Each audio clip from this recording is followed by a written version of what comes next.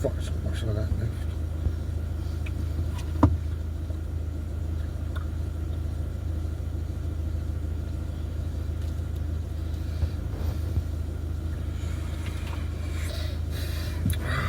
Flat Earth British subscriber channel. Lee speaking.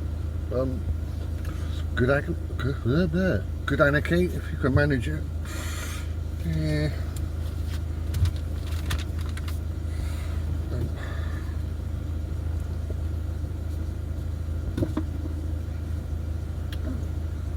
I'm multitasking, so I'm just thinking, what am I doing? Because I have to do things concurrently, do a Vanna vlog and work at the same time.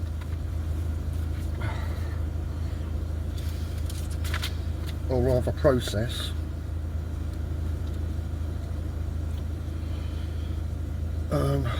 Right, the engine's on. Do I need the engine running? No. I suppose that's better.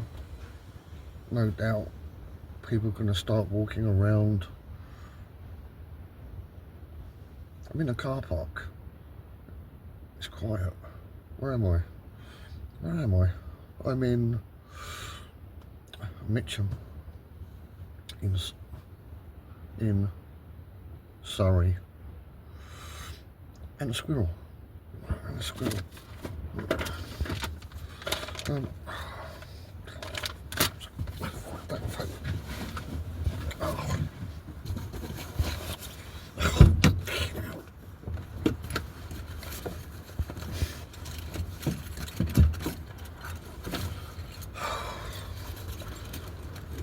Please, for fuck's sake, fuck off!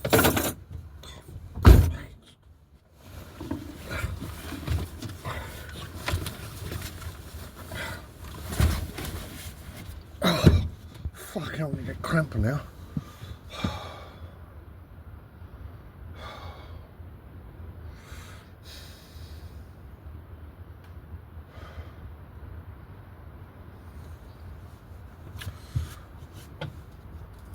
I also have to watch out for parking wardens. And earlier this morning in the UK, they have these. I'm not sure what they call. I'll just call them cunts. I think they're called like civil enforcement officers or something like that. So they look like security, but think like they're like the police. And if you drop any litter, they'll approach you and con you into a fine, making you think that you've got no choice. So I was just litter dropping, as I do, and I got approached, so I sped off. So that was good.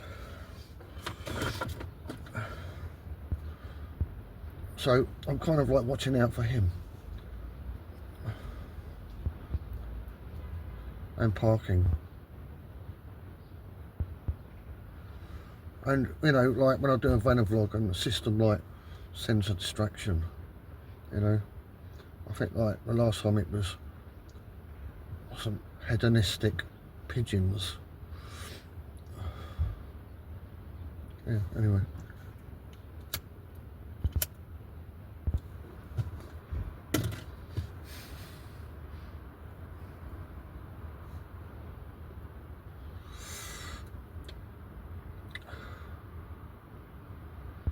I've got to keep an eye on the time.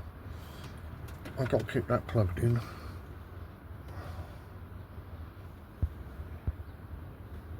Which means I might have to put the engine on at some point.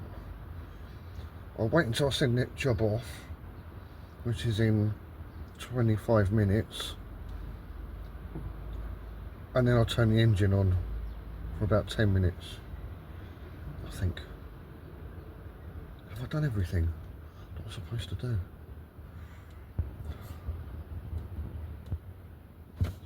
I have not.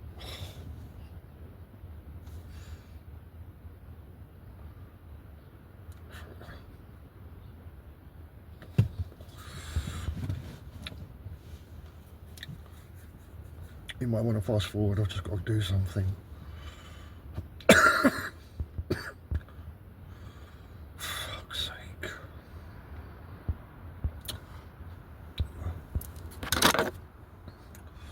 My continuous consumption of alcohol, not excessive, but just continuous on a daily basis, is now affecting my vision. I know that because I had to stop drinking for reasons, and my vision improved. It was amazing. Anyway, let me do this. I'll be with you.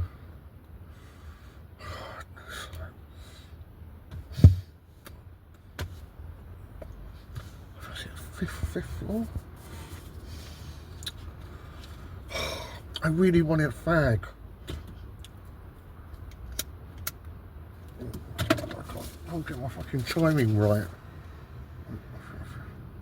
Why am I looking at this? Because I want to know what floors. Fourth?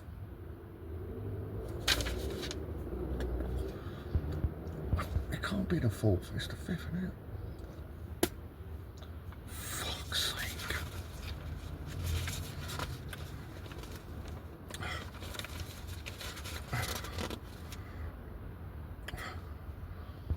Well, if 56 is the third, then 58 must be the... Maybe it's right.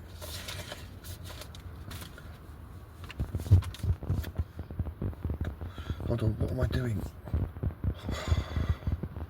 What am I doing? 58.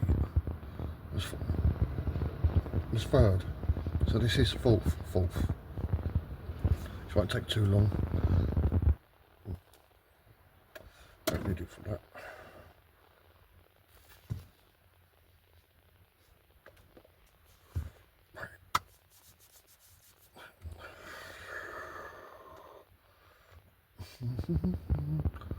What did I just say? Fourth. Great, I have to type it. Sorry about this, guys. Fourth, yeah. There's an R.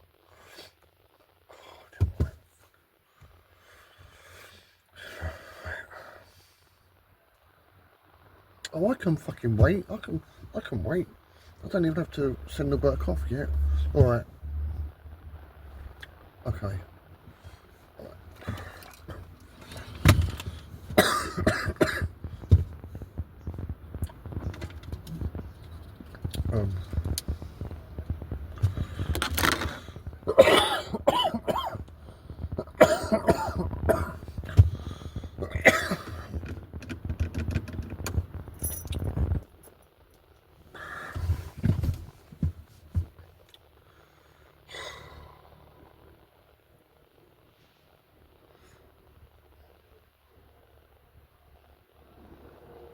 Yeah, so it's been 3 weeks since I've done a Vanna vlog.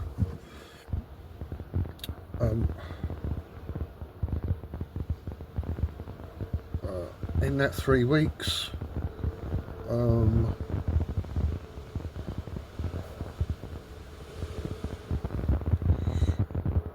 I saved my dad's life again.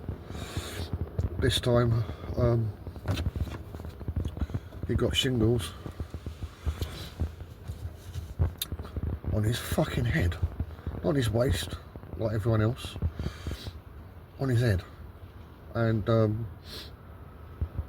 it then went into his eyes, one of his eyes, and then started to go into his optic nerve, which goes into his brain, and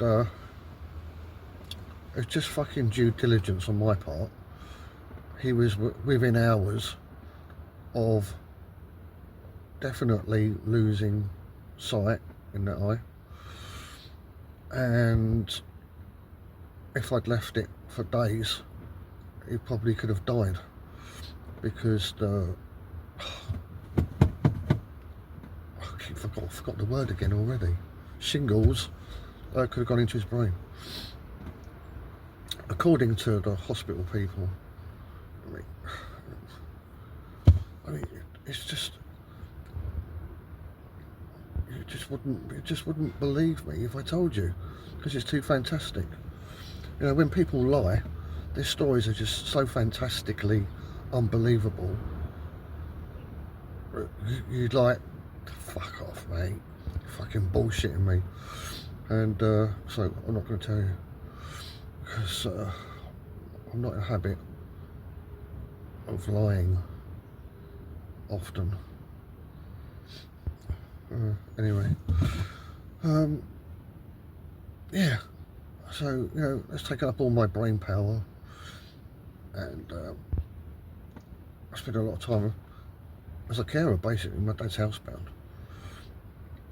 In between rescuing him, taking him to hospitals and whatnot, and I'm married, so I've got a home life, managing that, and the job at the same time. So I'm kind of like, well, I was living my own life, living me online flat of British life, YouTube, trying to research, living a wife's life, living my dad's life, I did I say work life, and it just comes to the point when I just wasn't living my own life, and yeah, so that's why it's 3 weeks. So I didn't do a van vlog.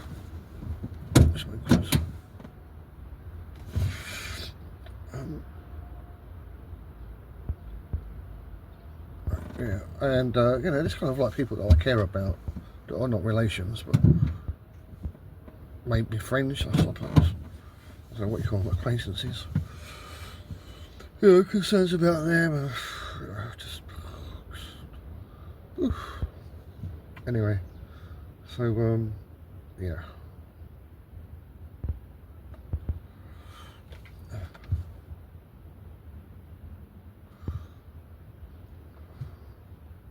You know, in between van vlogs, so much shit goes down, and so many things I learn and unlearn. Like when it comes to the point of doing a van vlog, I don't know where to start. I don't know how to start. You know, it's crazy, crazy, crazy.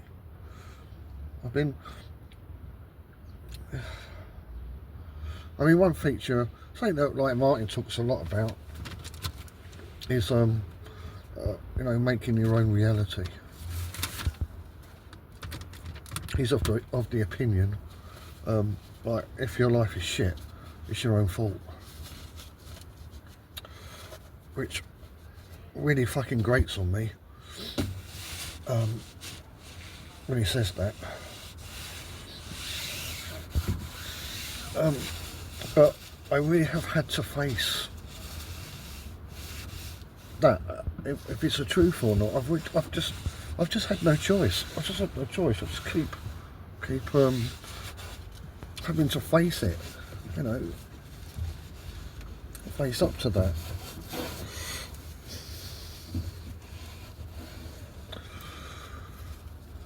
And I used to actually control that, actually, to, you know, because what do they say, like, when you're subjected to things subjectively, you know, my reality is subjective. It's like fucking everything and everyone else subjecting me to their fucking reality. Everything seems to be like that, really. Anyway,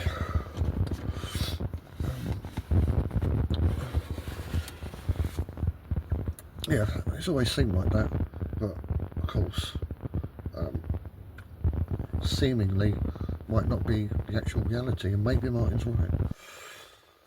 And I'm beginning to think he is.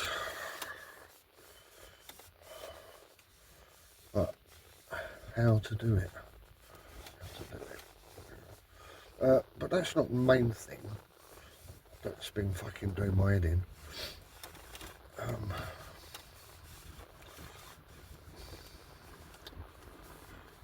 Let me compose myself with a fag, a cigarette.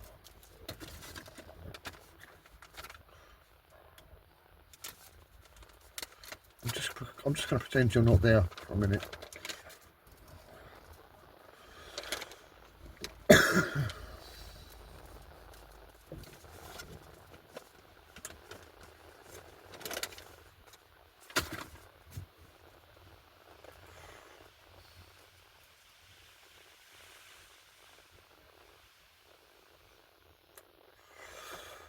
I suppose I've been questioning my actions.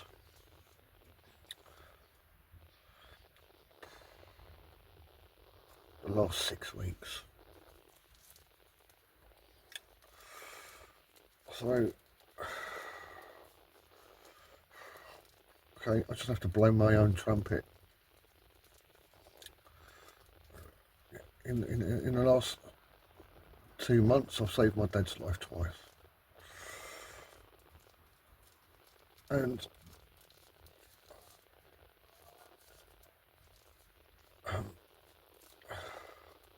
nobody truly cares about him. Yeah, his family that's still alive don't give a shit.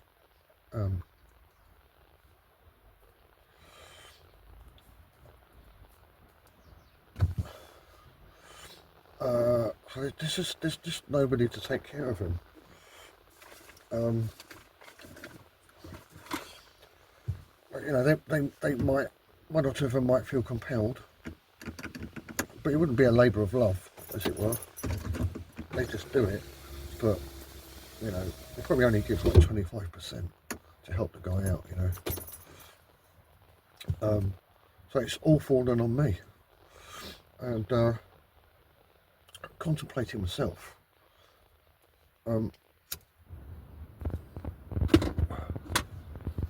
His family, the people that are still alive, I don't give a fuck what they think at all. I don't care about their judgment of me or anything. I don't care. I don't have anything to do with them anyway. It's a general rule. Not my rule, just, you know, general rule. That they abide by, and I just respect it, I suppose. His ex-wife, my mother, she's remarried. She don't give a shit, and I never talk to her, so I don't care what she thinks either. And then you got my wife, and I don't care what she thinks about me either. And so I've been questioning myself, you know, why exactly, you know, am I fucking helping my dad, exactly? You know, trying to fucking keep him alive. You know, is there anyone I'm trying to impress? Or, you know, is there anybody that's going to hold me to account or anything like that? And there isn't, you know, there isn't. I could just let him die. I could just let him die. All it takes is a little neglect. And, you know, his health will just go. And then other things develop some type of dis-ease in the frailty of his body. It will just cascade, and then it will be too late. If we went in hospital, it will be too late. Too many things can go wrong. Yeah, so I just, you know, just forgetting about that and just like reflecting on myself, and I'm like, you know, why do I do it? Why do I do it? I think, well, I love my dad, and that's the only reason. There is no other reason. There's nobody to make sure that I do. I don't care what anyone thinks.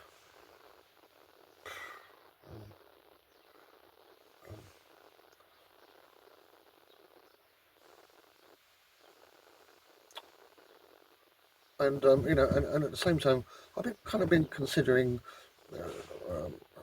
my upbringing,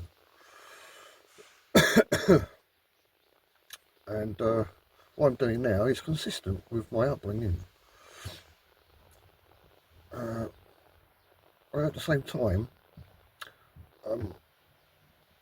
my upbringing, that world doesn't exist anymore. even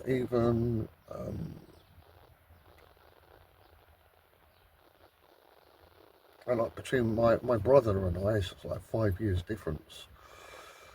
Just within those 5 years, our upbringing changed at some point. Oh, the culture changed. I'm going off down different fucking rabbit holes now. I'll keep it simple. Anyway, my dad's world doesn't exist anymore, and the principles that he lives by, they don't exist anymore. And those principles he gave me, and obviously those principles didn't exist anymore when he gave them to me, so they doubly don't exist anymore now. And there's absolutely no reason for me to give him any aid or assistance or anything whatsoever, because no one gives a fuck. No one gives a fuck. Unlike a very long time ago when people did. But then, you know, when you think about like the 1800s, you know, the arrivals,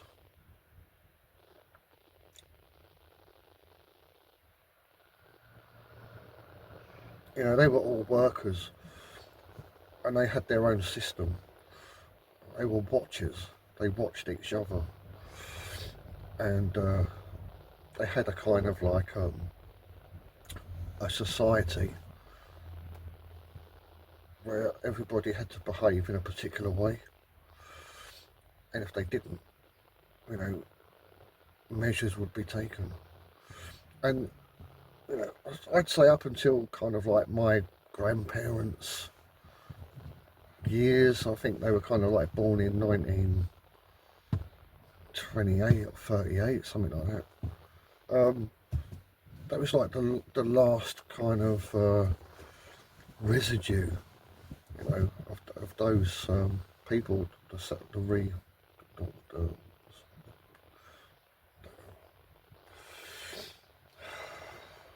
resettlers, I suppose.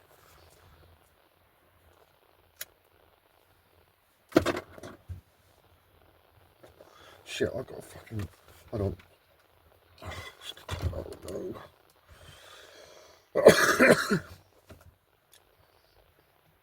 If this phone was going shit, I'm sorry.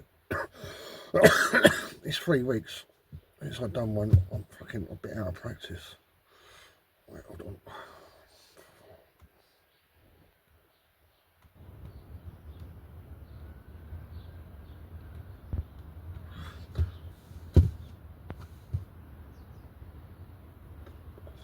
So I'm talking about this because I find myself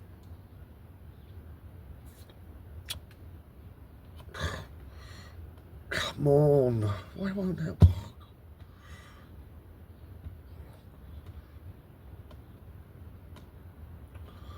Oh my god, 39. Because it's just one observation that I've noticed recently, because I was already going through a kind of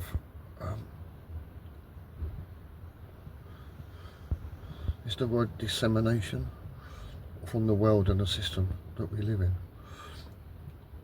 and it's become so profound.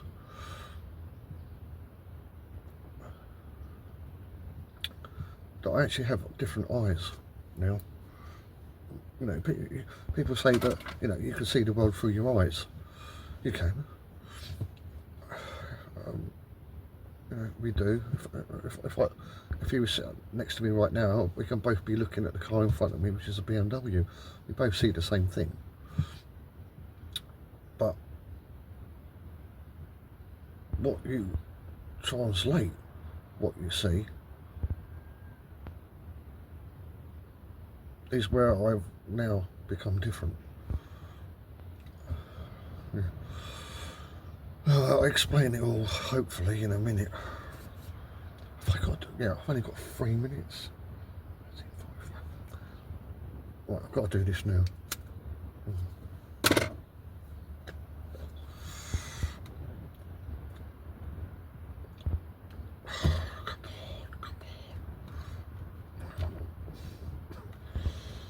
Oh, I can't see.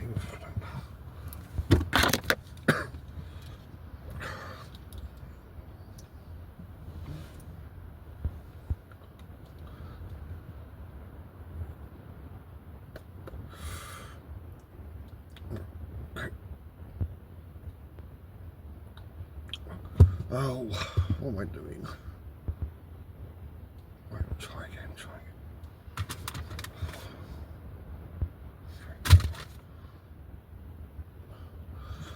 Yes, yes. Yep. Yep.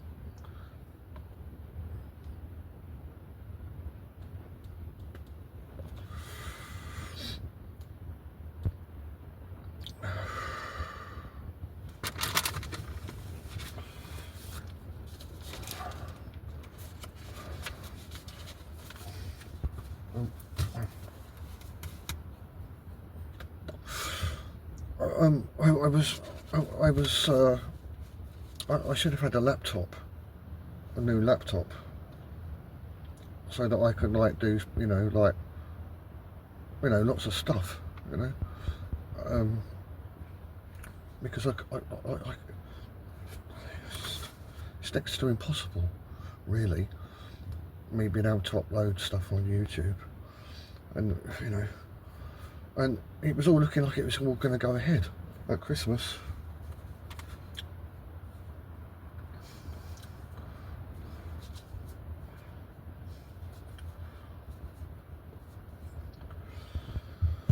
I mean, it's kind of like my own fault because so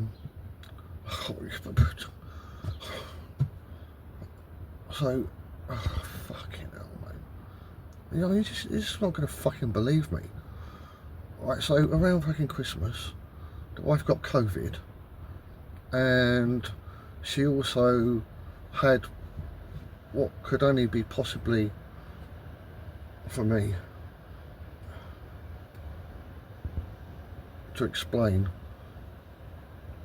is a possible fatal car crash. She could have died. She only hurt her thumb. And the car's completely written off, obviously. Anyway. And I'd rescued my dad from the hospital that was trying to kill him. And he was getting well. And so I decided that just for once I was going to celebrate Christmas. But not so much celebrate Christmas, but just celebrate that they were both alive. Because at Christmas they could have both been dead. One, if I'd neglected my dad, he'd be dead. And, well, the wife's fuck what I could do about that. I just got lucky. She's still here. Here then. And so I thought, fuck it, that's it. Fucking digging out a fucking Christmas tree. Fucking lot. And then, my dad was going to come over and stay. And then he got shingles, and then it all went fucking just mental. Complete fucking mental. So I didn't see him at Christmas. And he was in hospital anyway. Was that after Christmas? I can't even remember. Too much has happened. Anyway. So it was just me and her. And, I mean, I didn't have much of a fucking appetite, as you could imagine. And I said, oh, we'll have like a little Christmas dinner and everything. And, like in England, we've got two types of supermarket. You've got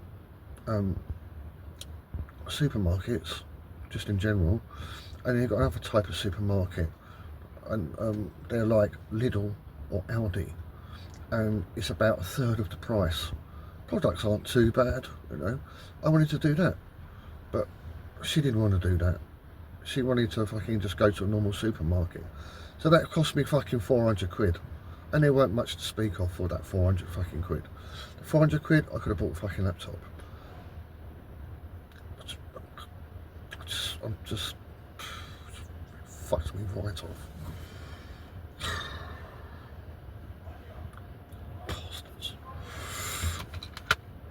and it goes on. But if I just keep telling you, it's just going to get to the point you're going to say, no, sorry mate, no, it's fucking bollocks, you're fucking lying to me.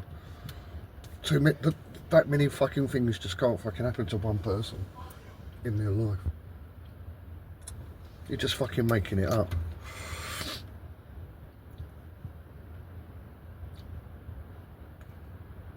Which in a way, funny enough, does go back to what fucking Martin says, you make your own reality. You know? So maybe I'm just fucking making it all up. Even though I'm not. But I am. It's quite funny.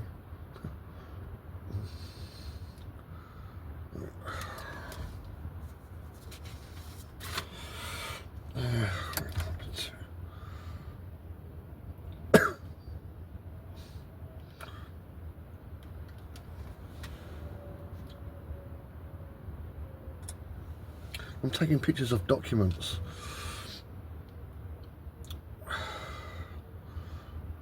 Part of my job. In case you wondered what I was doing.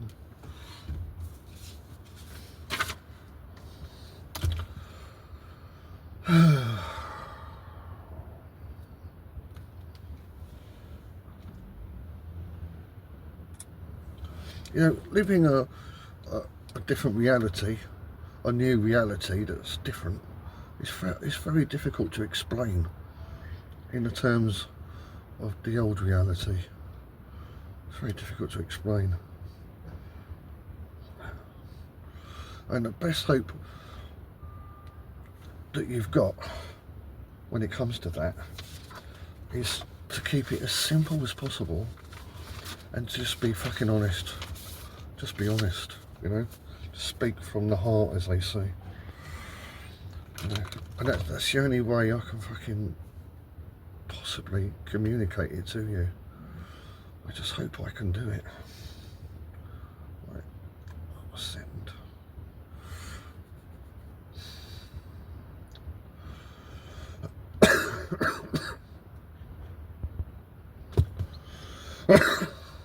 Next one's what?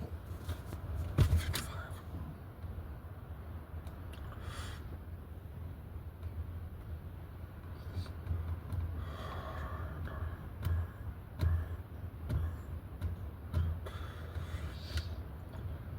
Okay. And what did I leave that there?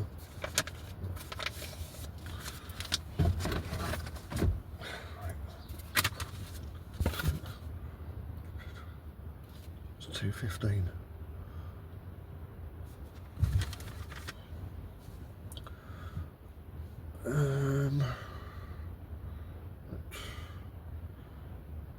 Where am I? I'm on that 55. 2:15.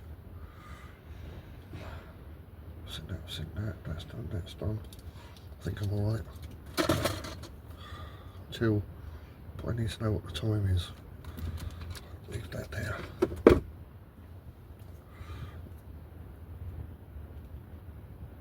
2:15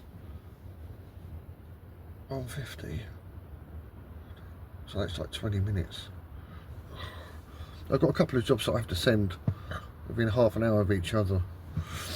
So I have to clock watch. But then after that, it's every hour. So I'll be alright then. I'm fucking optimistic, thinking I'm going to do a long van vlog. You know, 34 minutes, I've said fuck all so far.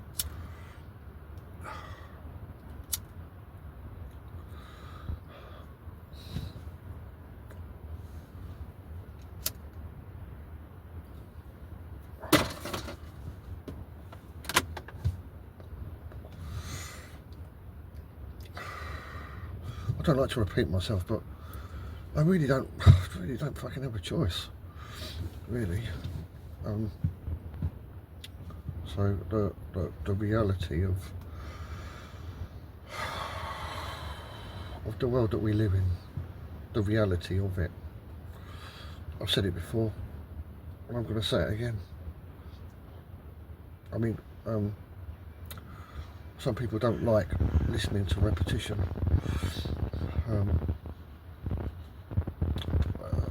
don't think that should stop me. I don't think anything should stop me from doing what I want to say or do. Yeah, I'm just going to fucking repeat myself. So,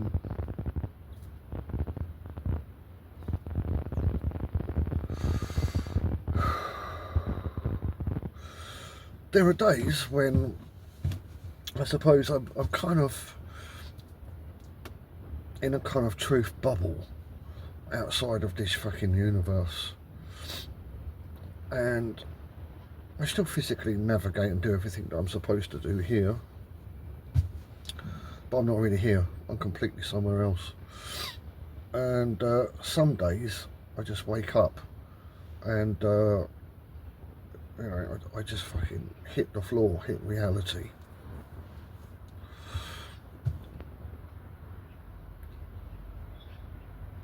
Or it could be something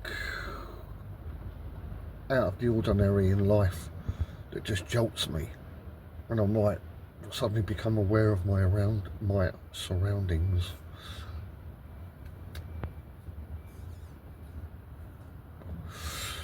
And it's a bit of a weird sensation because I don't live in that reality very much anymore, and it's actually a little bit scary and fearful because I'm not used to it. In a sense, I'm sure you've heard people talk about living in a dream world, in a fantasy world, because they can't cope with reality. That's not what's going on, but that's exactly how it feels and it seems when I do fucking snap back into this reality. I know I'm a bit like, oh, fucking hell, a bit scared. But then it doesn't really matter. The fear of reality and consequences and blah, blah, blah, blah, blah. It doesn't really matter because there's one single consistent truth that just shines right through it like a double-edged sword. And that is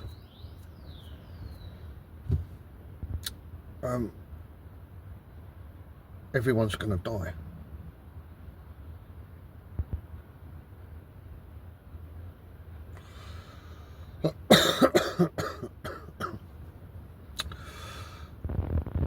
And nobody seems particularly concerned about it.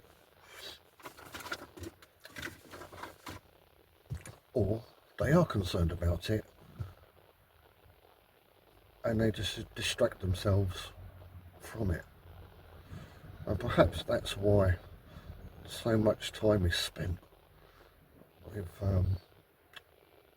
humanity, with distractions, whatever it may be. Whether it's what's the word? Substance? No.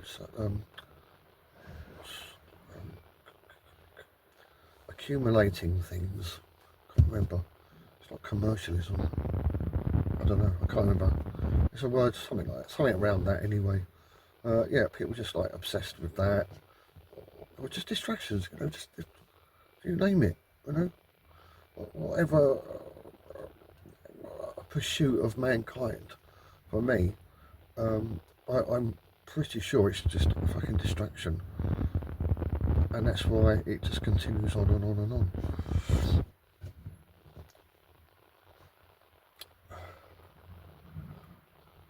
But when I do snap into this reality for whatever reason, and it's always unwilling, I'm faced with that truth.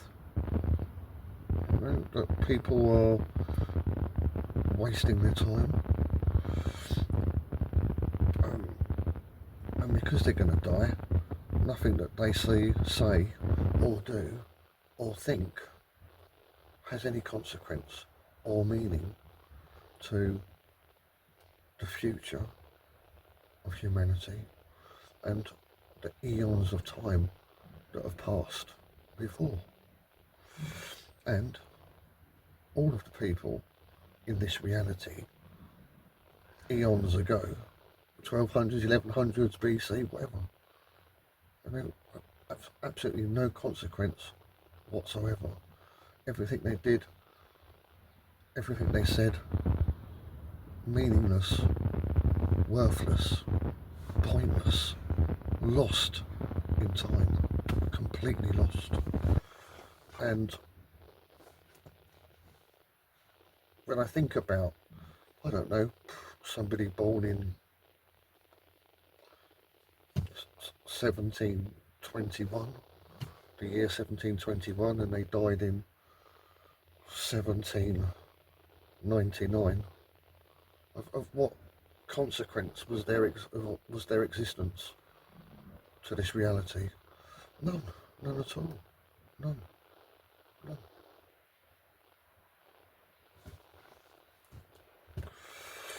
And in this reality, it's of no greater value or consequence than that of someone in the 1700s. It's exactly the same thing. You know, in the 2400s,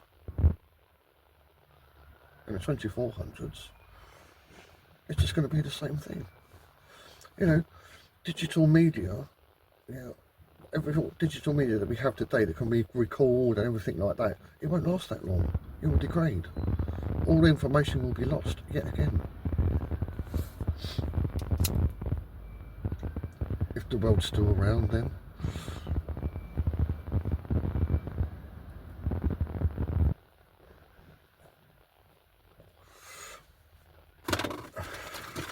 And it is just that observation. The absolute truth of that reality. What I'm talking about, it's not bollocks, it's true. You know, did people live in the 1700s? Is it true? Did they live? Did people live in the 1700s? Fact or fiction? Fact. Where are they today? Dead. Fact. And, you know, regards in talking about people that lived in the 1700s, you know, what is your, you know, what do you think about those people? You know, about what they did, what they thought about, you know, what is it important? Is it anything? You've got anything? Tell me something. Tell me something that means anything about them. Tell me something. Oh, I can't fucking put that on, can I? He's like, sorry, you're dead. You're gone. You're irrelevant. You're irrelevant. And you can say, well, you're alive now in 2025, so you're relevant. I'm like, yeah, but they said that in 1700s. They were relevant because that was now, then. And now is then for someone in the 2300s. So I'm just faced with that reality.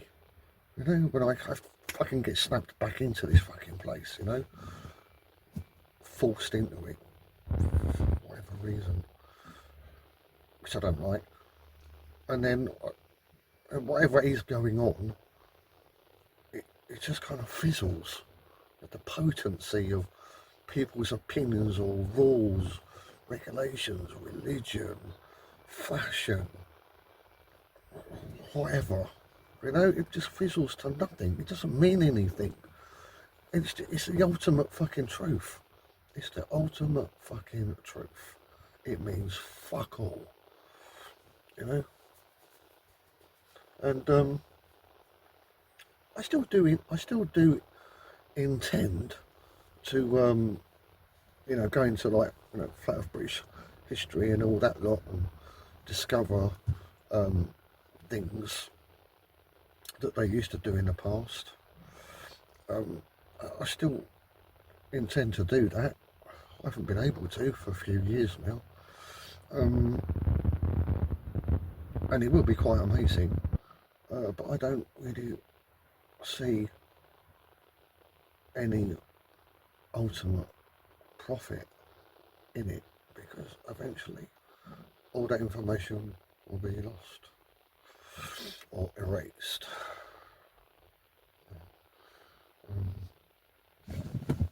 I hate clock watching, but it pisses me off.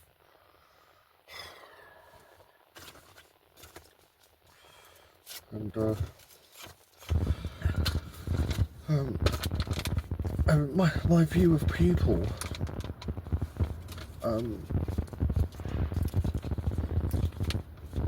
is, you know, as a matter of kind of like, you know, like respecting other people, you know, respecting their opinions. I mean, you know, I want to chuckle when I state that phrase about respecting other people's opinions. I mean, it's as ludicrous as saying, well, you know, I respect the opinions of somebody that was born in the 17 or the 1600s. They're dead. They're dead. And, you know, other people, they don't realise they're already dead. You know, it's just, they're just a blip in time.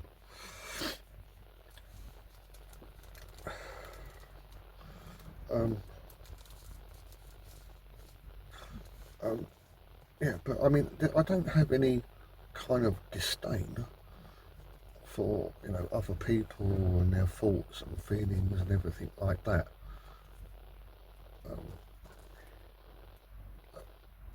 It's just that it's empty, just completely empty of any point. And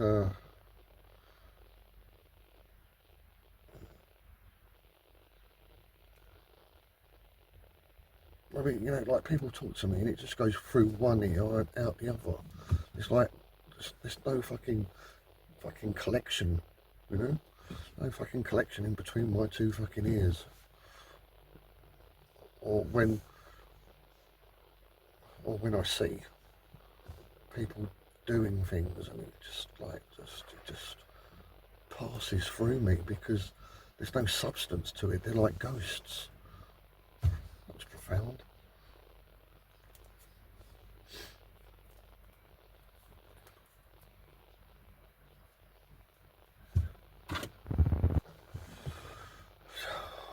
Yeah.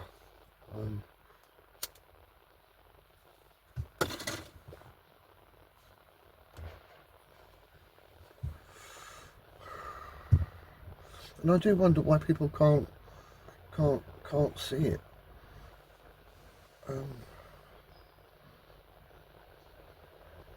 I mean, I don't know if they can or can't.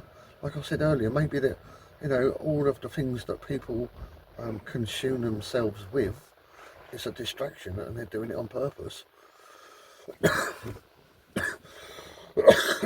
Or they just simply don't get it. Or there's just no spark of something within them. You know, I really don't know. I don't know. I mean, to get to this point myself hasn't been easy, and I've always been a searcher, looking for truth, looking for a reason and an explanation for why the fuck. I've always been like that.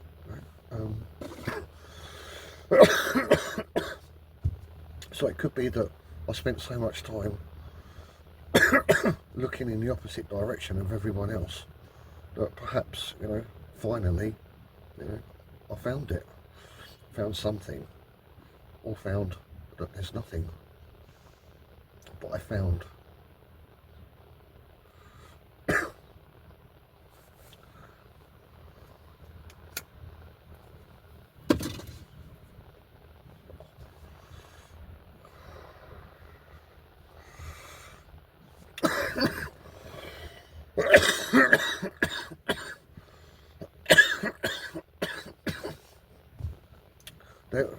There is there,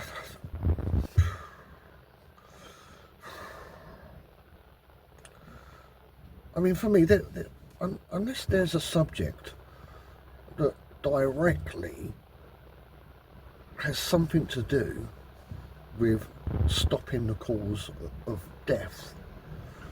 That any subject that doesn't do that is worthless ultimately, and pointless ultimately.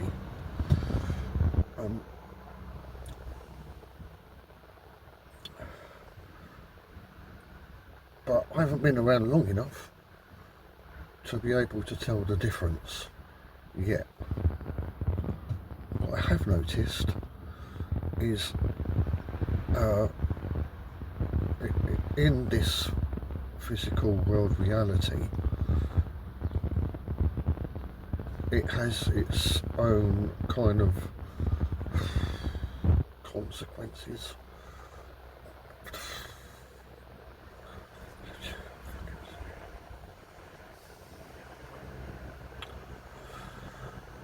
It's more than what it just says on the tin when it comes to reality.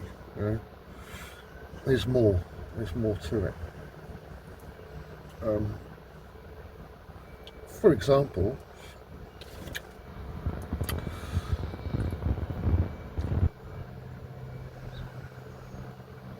kind of any subject that you want to look at in life, if you go into it for long enough and far enough, most of the time it ends up as a dead end and doesn't make any sense.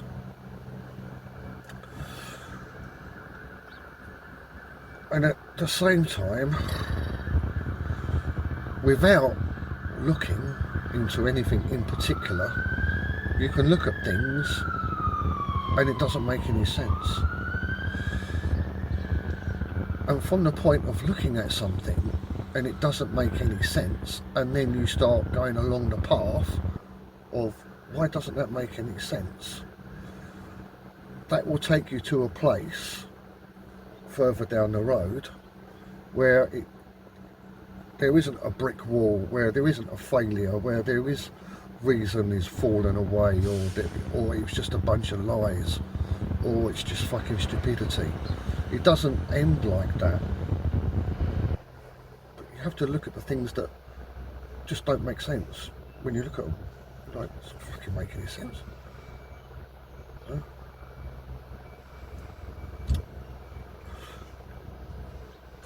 Because of that, and I've been on a few journeys along those paths, I've seen that there is something going on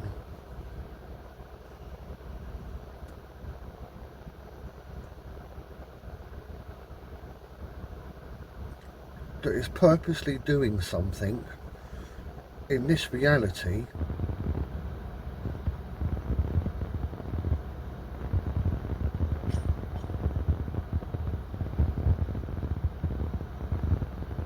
against you.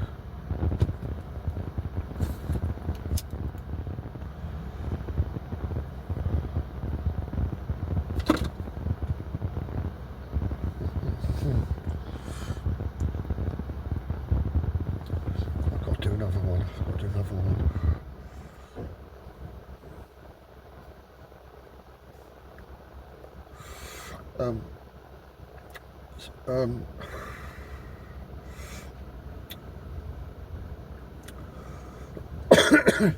I think a simple one would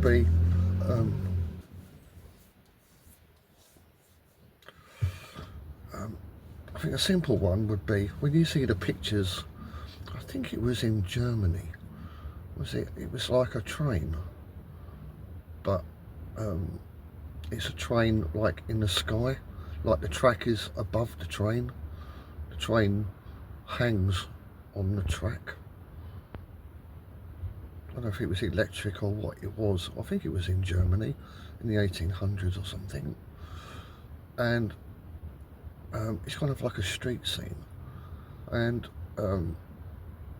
so you obviously got the technology to build something like that. I mean, that's not easy to do. And it's the 1800s, and then in the same picture you've got everybody all dressed in black, No one's got a bag or a briefcase or anything like that. They're all just walking around with their big black hats on and stuff like that, with horse and carts. And then you look at that picture and you're like, well, you know, you've got that kind of technology going on, and you've got people living as if that technology doesn't exist. And in fact, nothing about that photograph makes any sense whatsoever. You just look at it and you're like, that doesn't make any sense. You know? And so so I know that before my birth, in the years that I was born in, something very dodgy has been going on, and I don't know for how long, but there is a record of something very dodgy fucking going on, you know. I've got to do this, sorry.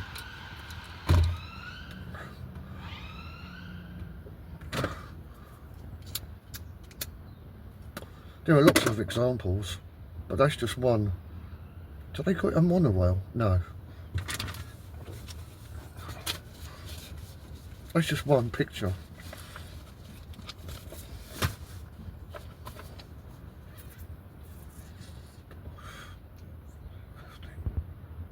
Oh shit, I'm out of fucking power. Oh, I've got to put it on. I've got to turn the engine on now.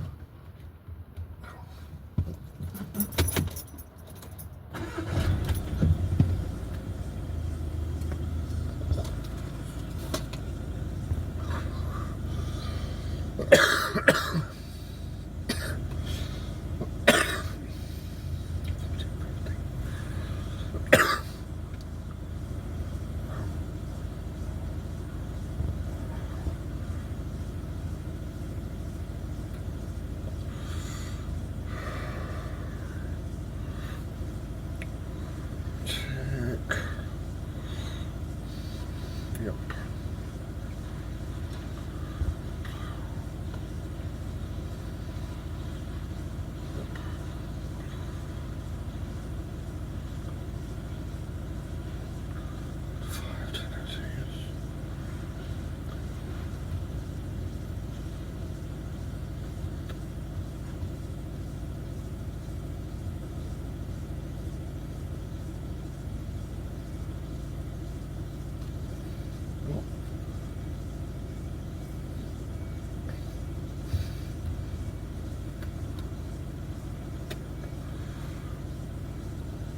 This was a no. That was a no. Oh, I can't fucking see.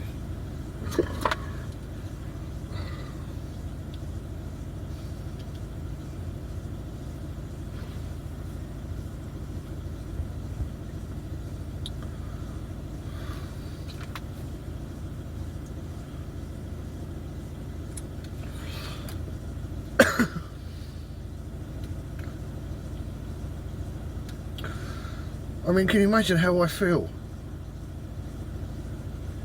You know, I have a full-time job, I've got responsibilities, you know, I'm someone's bitch. They fucking tell me what I can and can't do.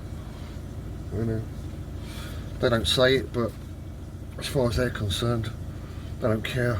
Fuck about me.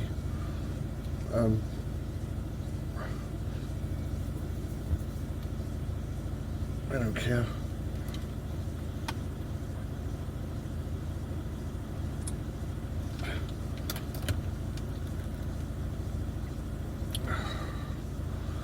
They don't care about their job, really.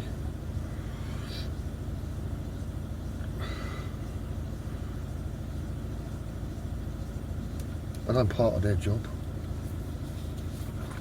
because I'm their bitch. This was a no, was it? Must have been a no.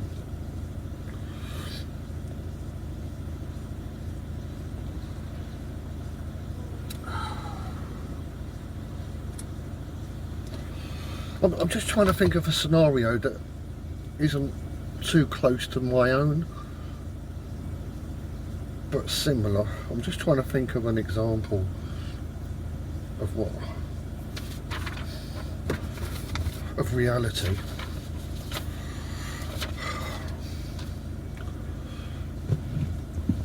Yeah, I can do this. I can do this. I can do this. I can actually work. This is quite simple. Okay, I'm getting cold. I'm gonna have to leave the engine on. Get on.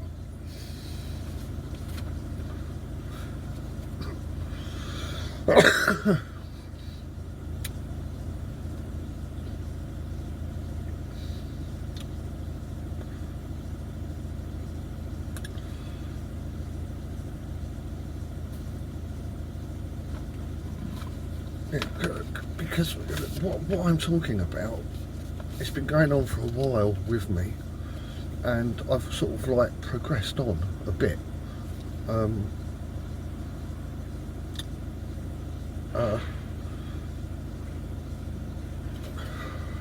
I not send that? What's that? No, that's fine. That's fine. That's that one. Yeah, that's right. I've got about an hour now. That's okay. That's okay. That's okay. That's okay. Oh, oh, oh.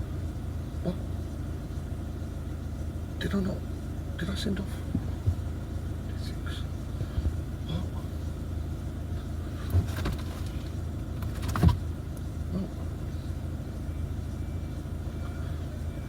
No, because I'm on. No, that should be gone. That should be gone.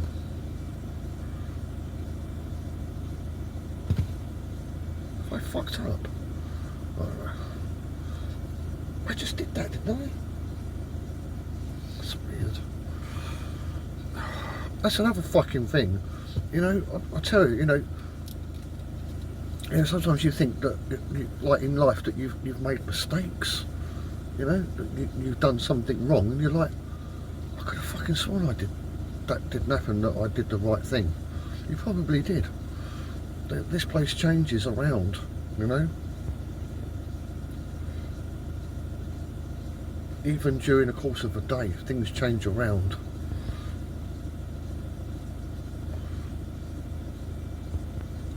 Or rather, you change in between. Wait, hold on. Fuck. 56.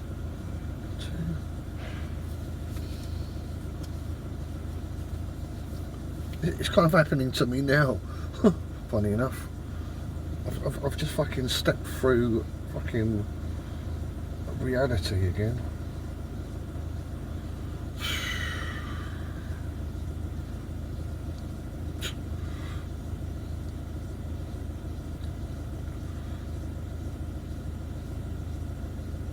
I was talking about earlier about, you know, the rules of this place, and you know, we're taught to interpret things in a particular way.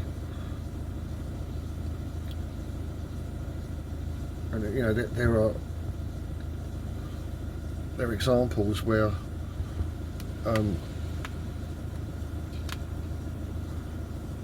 you did everything right, but something changed in reality, and then doing it right became either not doing it, or it's wrong. And we're taught just to simply assume that anything that, when that happens, that it's our fault that we did something wrong. But that's not what's going on. Just thought you might like to know that. Oh, let's put the heating on a bit. Yeah, an example I was going to come out with. So, let's just say you have a job.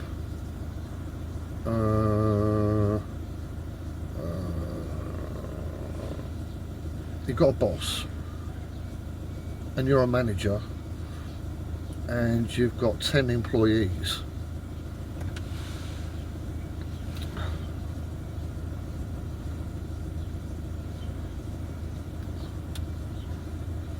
And I don't know, every quarter, every month, your manager wants you to go into his office for a review of his staff that you manage, and he wants a report.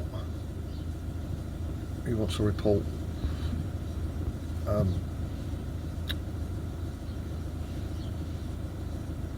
on, I don't know, training or something like that. So then for a week every month you have to go out and visit each of those 10 employees and go through a whole fucking list of fucking shit and ask them questions and really being stringent. And then you go and see the boss once a month.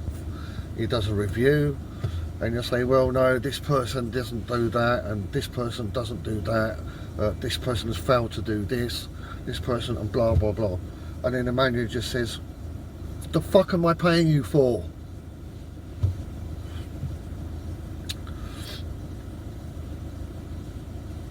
And then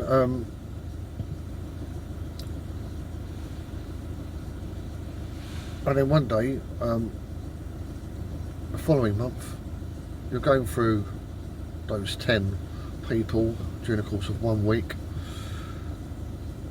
and you go to one, and that one turns around and says to you, look, I don't want to get into any shit or anything like that, and I know that, you know, you want all of the correct answers and everything for this audit that you're doing on me, so why don't you tell me what I'm supposed to know, and then I'll know, and you'll know that I'll know, and you can just tick off all of those boxes, and then when you go to your meeting next month, you can say, hey look,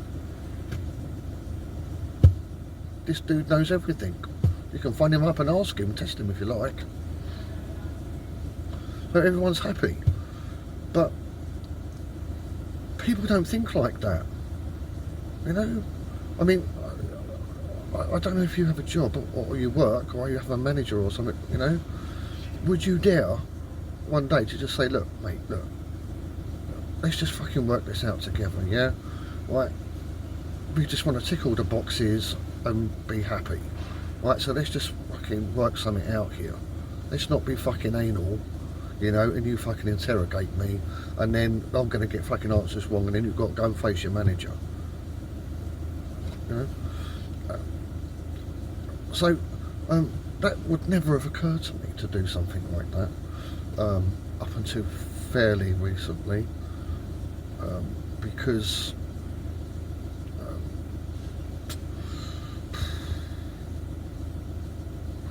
you know, because for me, you know, the integrity in all senses of that word and all applications of the word, the integrity of that being a real person, the integrity of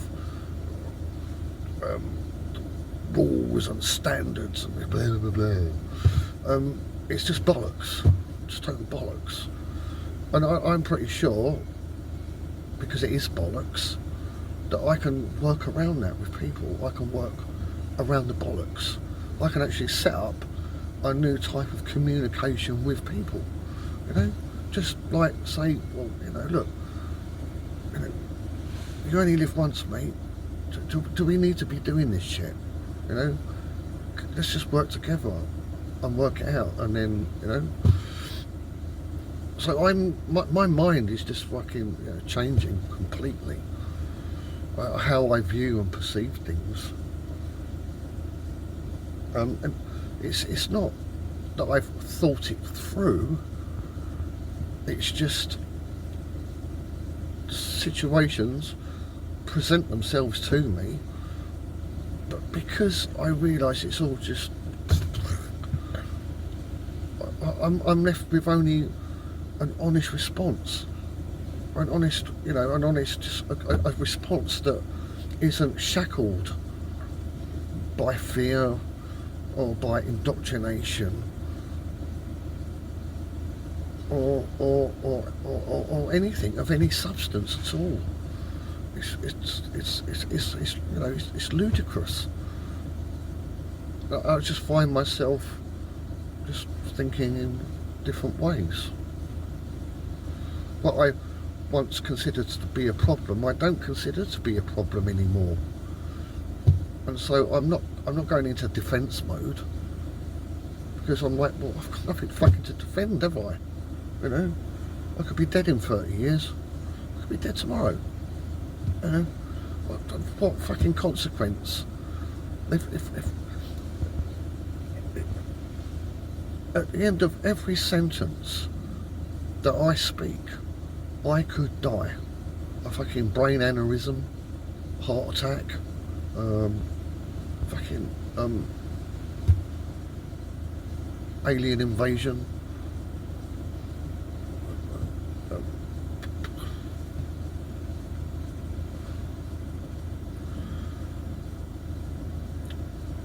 So this, do you see what I mean? It's like any second I could die. So of what value is every moment? There's no value to it. There's no real consequence. Is there a consequence that is greater than death?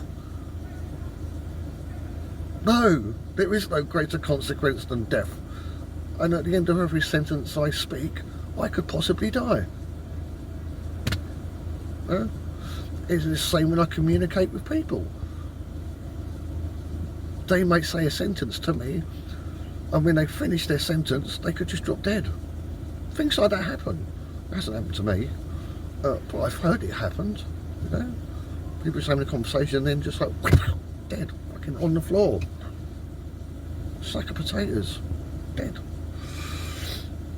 And so, you know, what are you going to say? Well, while they're still alive, what they say is important, and it does mean it's something, and you have to give it credit and blah blah blah. No.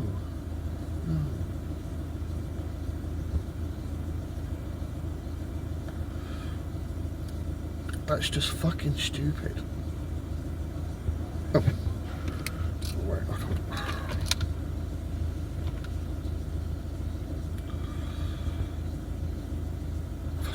I've still got two. Sorry. Intermission time.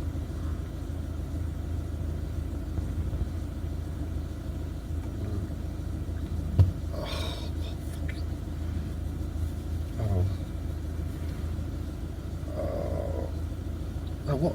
I'm on that. I'm on that.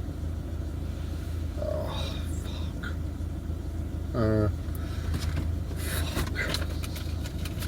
No, that was on the third. Oh, it's there, it's on the sheet. It's on the sheet, it's on the sheet. Oh, so that's on the third. Yeah, okay.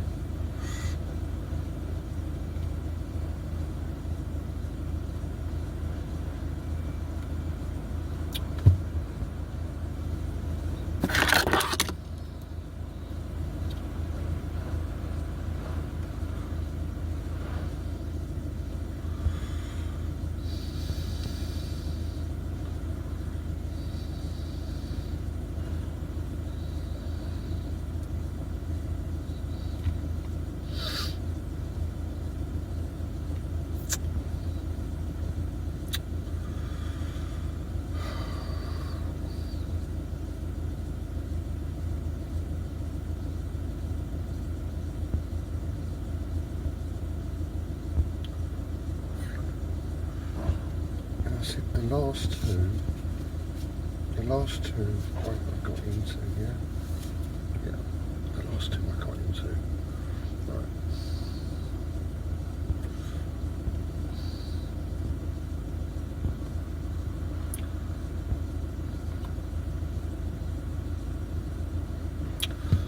Oh shit, I just remembered. My channel just went crazy recently. Just got shitloads of views. I'm not sure what happened.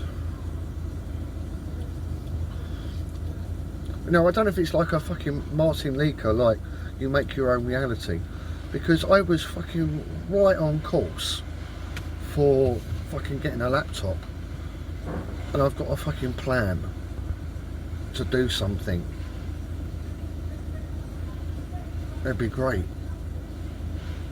And it would result in lots reaching out to lots of people. But of course it all went fucking shit. And now it's just fucking on the back fucking shelf for months again. But at the same time, suddenly, fucking, you know, my channel is like going fucking ape shit, lots of views. So I've just realised, oh, there's lots of people that don't know about Vanavlogs and stuff. So I need to fucking explain about what I'm fucking talking about. Right, hold on. What? Right, right.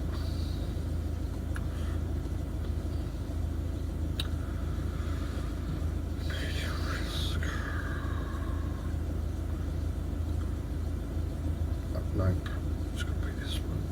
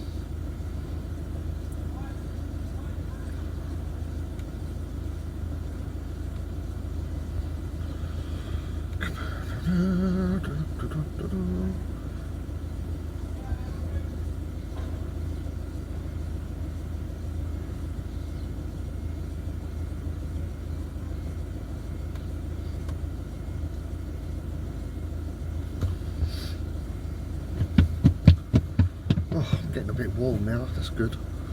Right, that's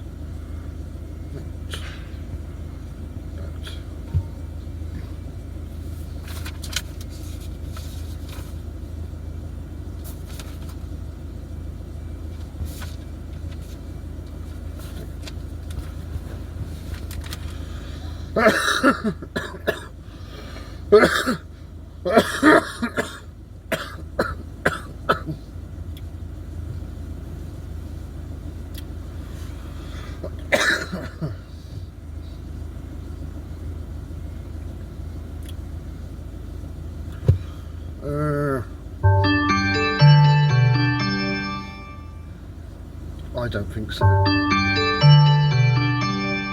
I've never heard that ring before.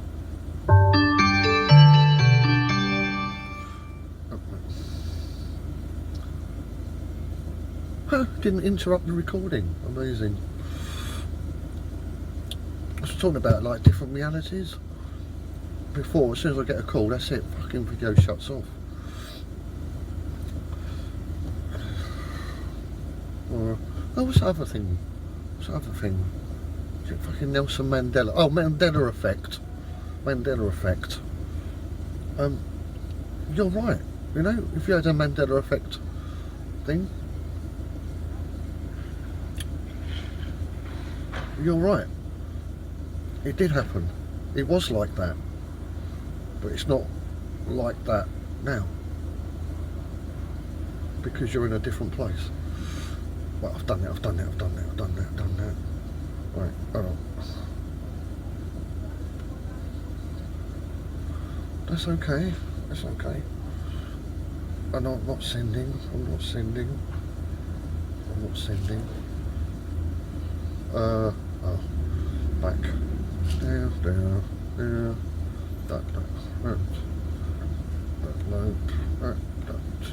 That.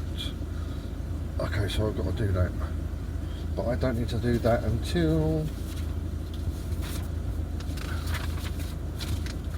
3:15. Meanwhile,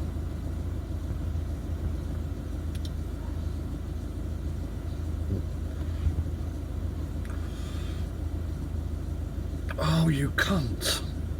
Oh, you fucking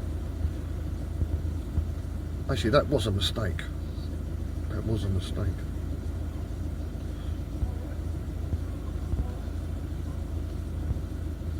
Or was it? Stop, stop, stop.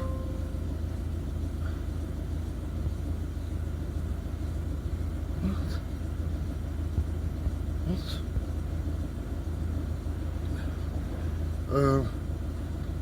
Mark Colin Olsen, come in Olsen. Mark Colin Olsen. Right. Yeah, it should work. Should work.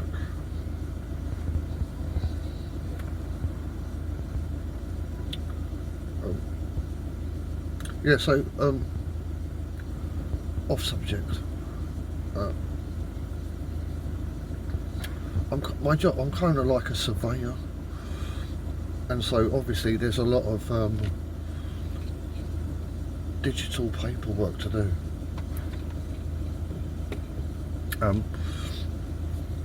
But in the 2000s, I was a gamer, and I liked war games like Stronghold, Crusader, and others. I can't remember the name now, because I guess that's like 25 years ago. But back then,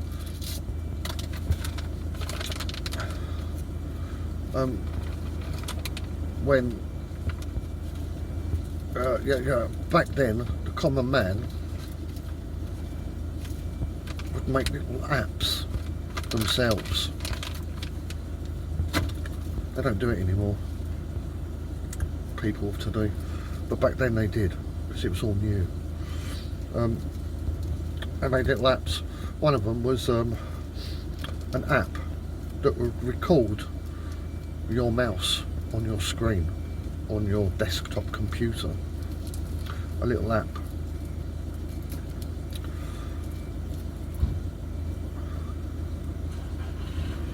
And after like 25 odd years, I completely forgot about it. And then so when I ended up becoming like a surveyor, and I saw that, oh my fucking gosh, you've just got to do so much digital paperwork, filling out shit.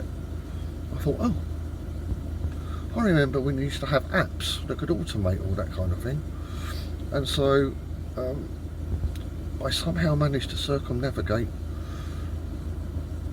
stuff on my laptop, on my tablet, and now half of my work is automated. So right now it's producing all my work. So I did it all once, got the app to record everything that I did, saved the file, and then afterwards open the app file, and it just does exactly what I just did.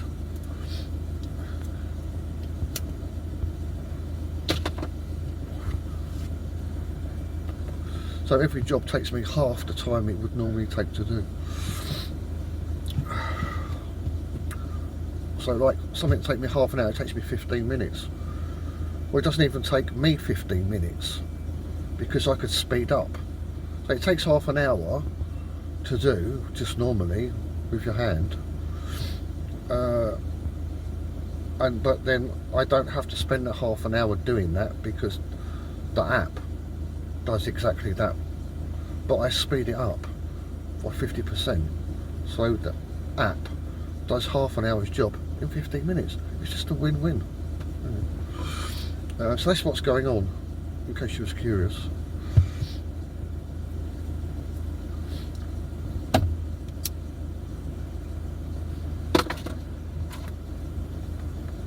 Yeah, so yeah. What is a Vanavlog?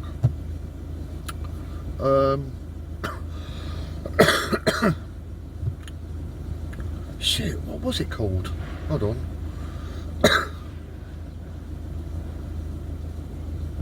it was just called Flat Earth British. There's a channel called Flat Earth British. Martin Leaker. Martin Leaker. It's Flat Earth British. It's a channel called Flat Earth British, and it's been about 10 years or something.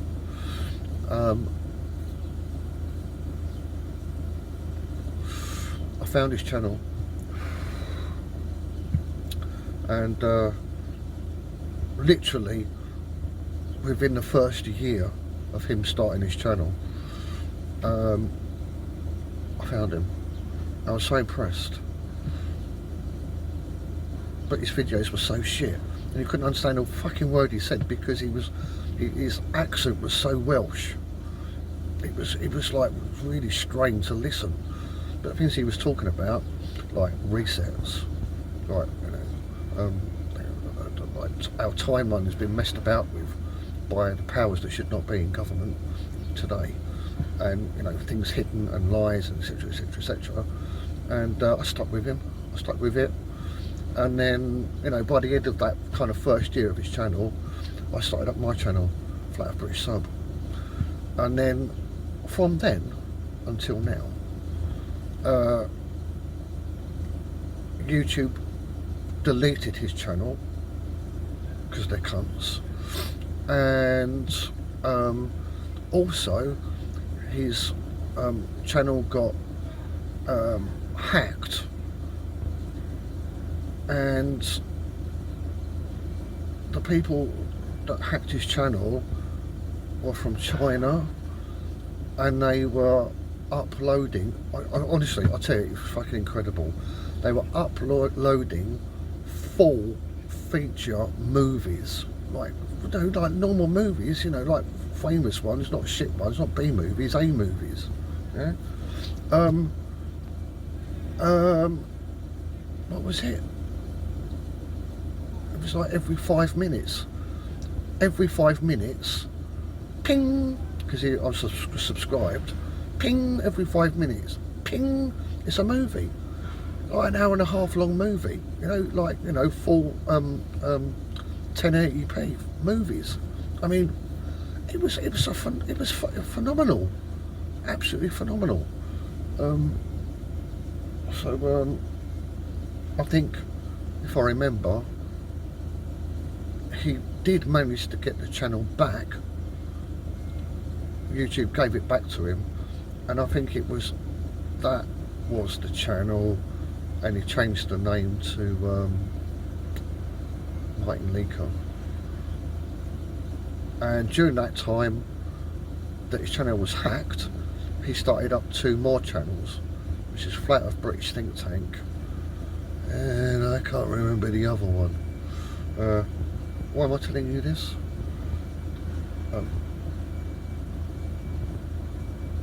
Anyway, so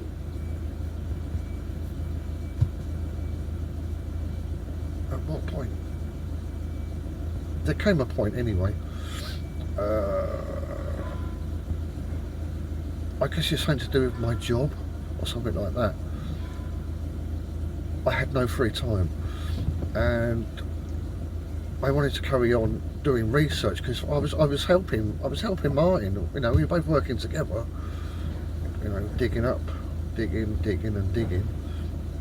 But just something happened, and then I couldn't spend the same amount of time anymore.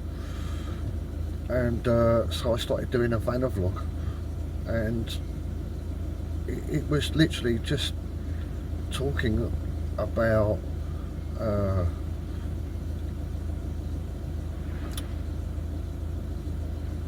it was kind of like validating through reasoning, through speaking like this, reasoning, validating his channel, his content, and because I couldn't really do much anymore, so I was just kind of going through what he was talking about. When he did he didn't used to do a flat day thing. He used to do a vlog every day, until his mum died, and then he stopped doing it every day. I think it was then, because he lived with his mum's house. Then he got a flat, and then he didn't do it every day anymore. It's like 2 a week. And then about 4 years ago he started doing flatter days.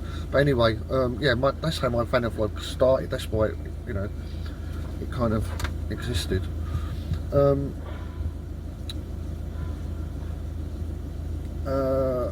Yeah, and then my life just got more and more fucking intensive.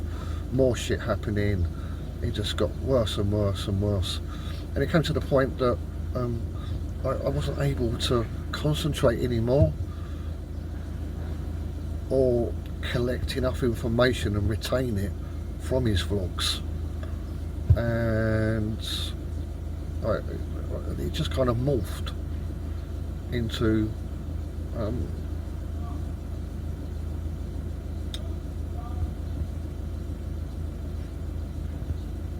well, no, he didn't. No, I mean, the thing is, I mean, like Martin, he still does stuff about history and everything, but you'll notice when he does like a flatter day vlog, you know, like for the first 40 minutes, I suppose, he'll do about 20 minutes like saying hello to everybody and telling you what he's going to talk about, and then he'll sort of like go off for another 20 minutes just talking about reality and, you know, stuff that's going on in the world, you know, and stuff like that.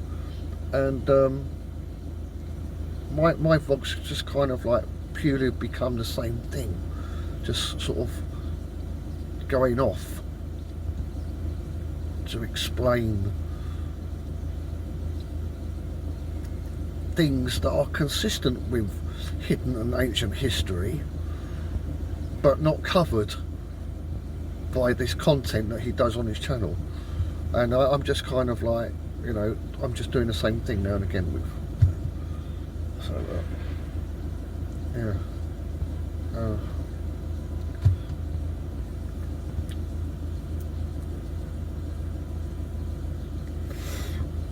So yeah, Vanna vlogs are kind of an accident, really. But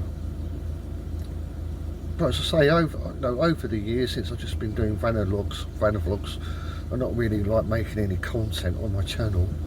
You know, I'm still sort of like going along with, you know, things that Martin is talking about anyway. You know, yeah.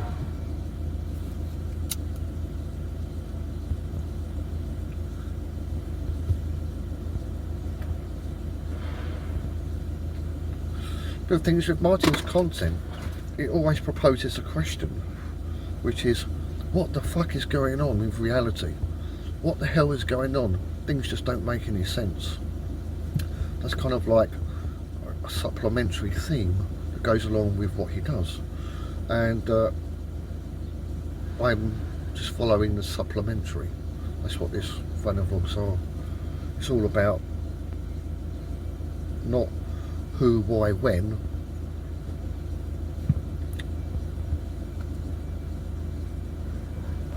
I nearly had it then.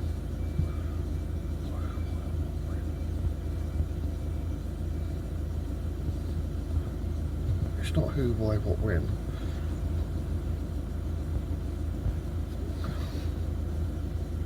Who, why, what, when. Who, what, when. I didn't say it, did I? No. But how?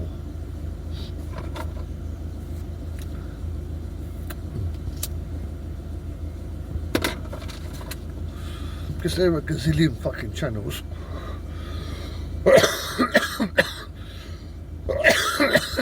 Not just on YouTube.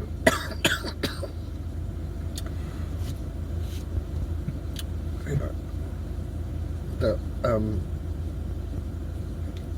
look into specific things as if one particular train of thought or research will be the ultimate answer to everything. I mean, that's just silly. But a lot of these channels are like that, you know. Whether it's like ancient aliens or I don't know.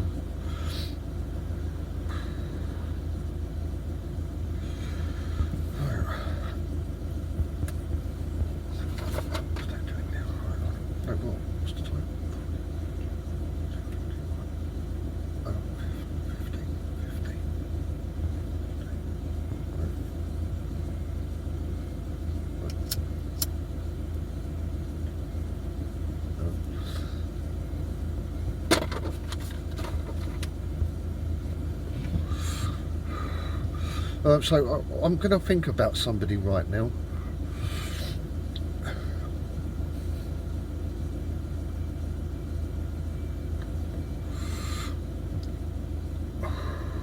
Egghead. Yeah, I'm going to think of somebody right now.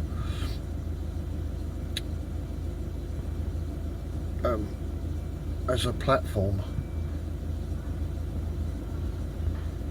as a stage to just mouth off, to explain something to you. Just let me think.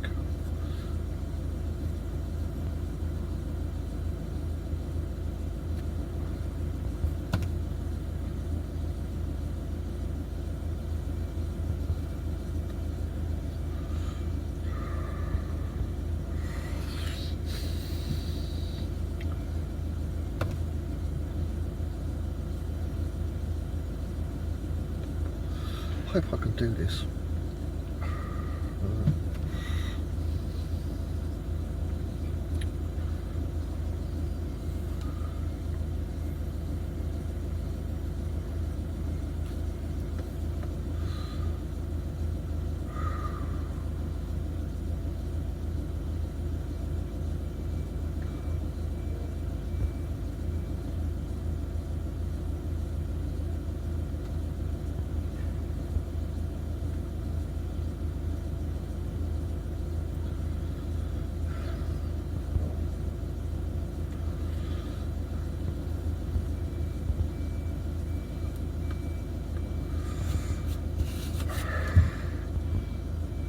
It's going to be more difficult than I thought.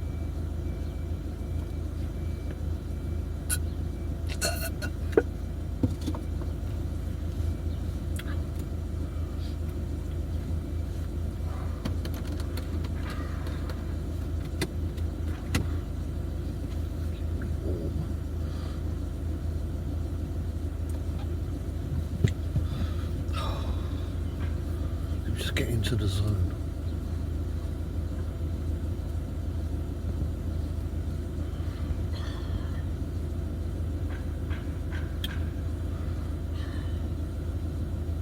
I'm not praying, by the way.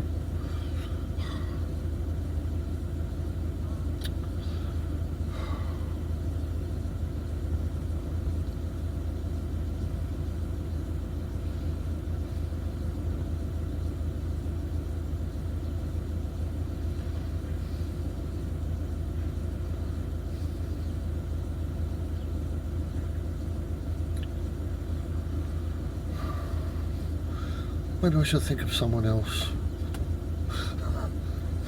Right, okay, someone else.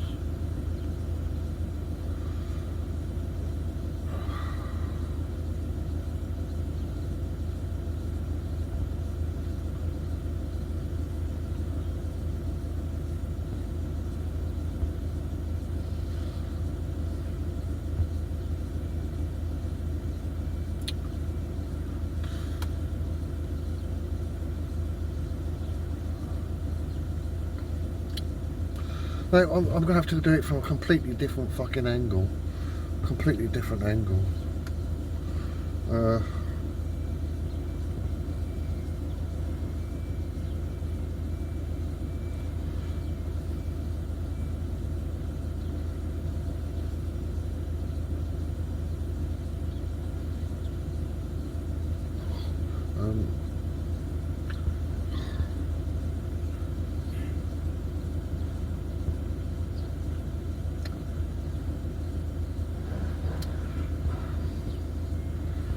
What do I?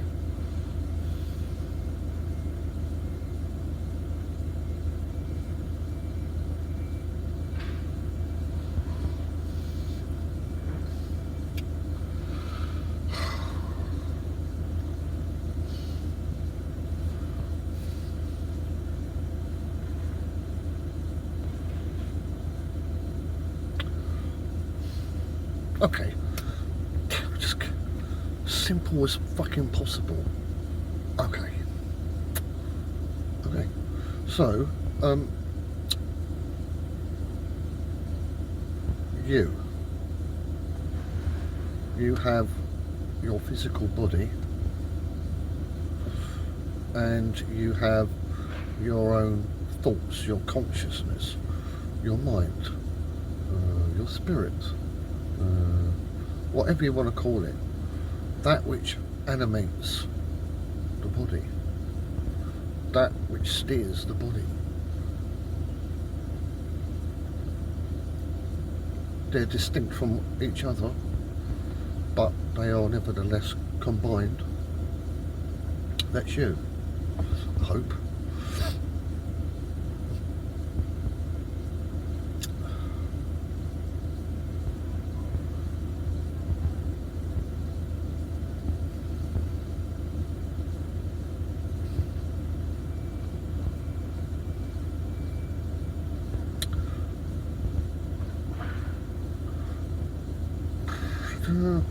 I'm trying to keep it simple.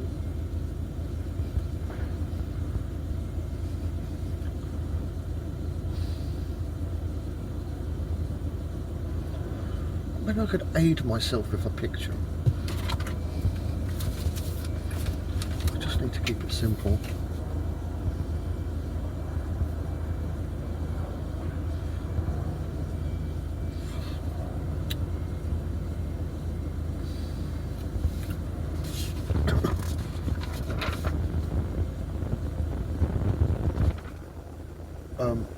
Does that work? Hold on.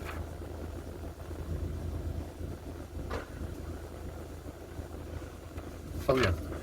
So like, one of those blocks is your body, one of those blocks is your mind. They're tied together.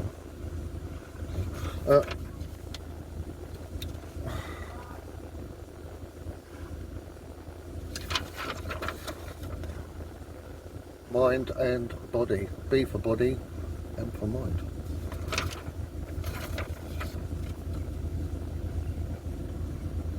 Right. What we're used to, and what we've been taught to do, is to control the body with the mind. Like so. So my mind says, scratch your head. Yeah? Sometimes the body scratches itself because you didn't even think about it. You were just doing something. You went like, it wasn't even itching. You was thinking. You know? While you was thinking, your body wanted to do that. The thing is, in this reality, your body has been incarcerated, it's being manipulated, it's being controlled.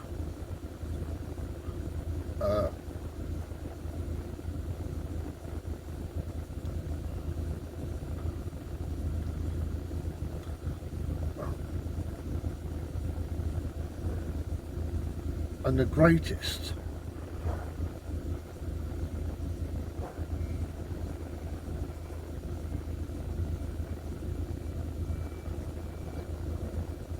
of all of those controlling mechanisms that are over in control of your own body,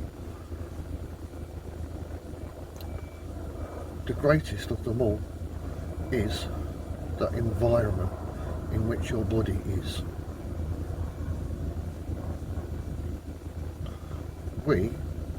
You should not be here where we are. We should not be here. This is not our home.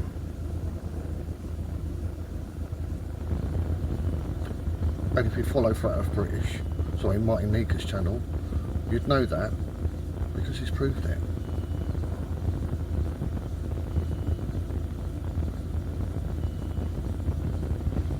Can I leave it there?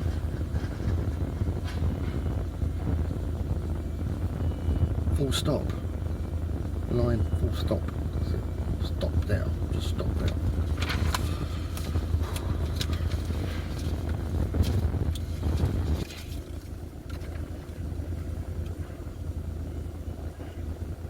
So what you need to do is to turn around, so it's not the mind controlling the body, but it's the body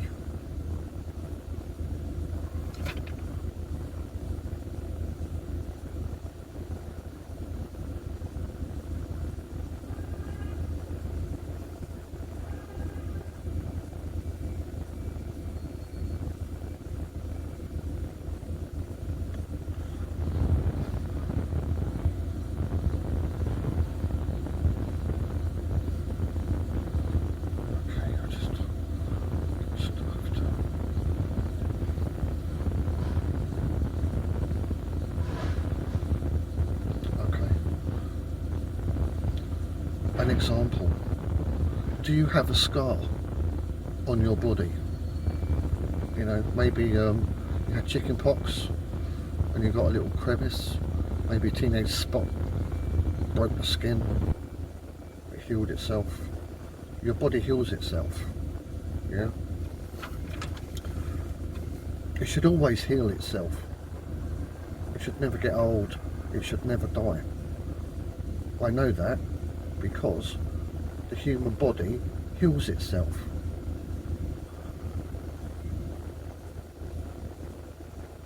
Fact. However, your body is in the wrong environment, and so it cannot heal at the speed that it should, because it's in the wrong environment. Now, you can look this up on the internet. If you have a cut on your arm and you go deep sea diving,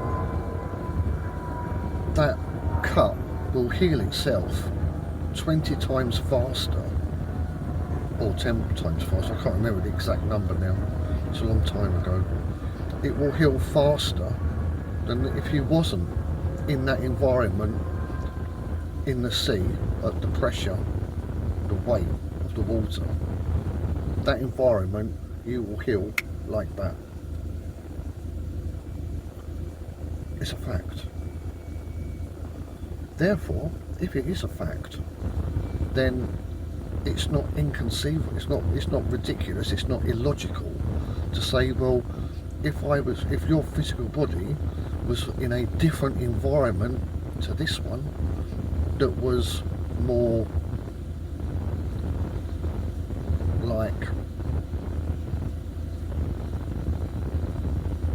similar to your body, you would probably never die. You just live forever, because your body is always renewing, rebuilding, etc., etc.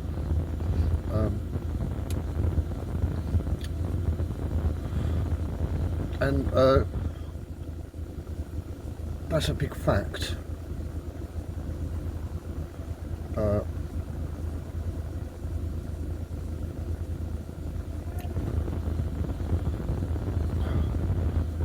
That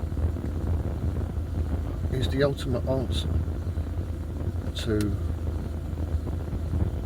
life and death.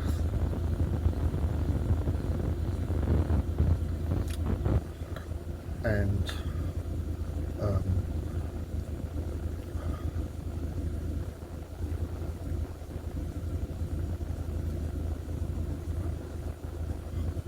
the only pathway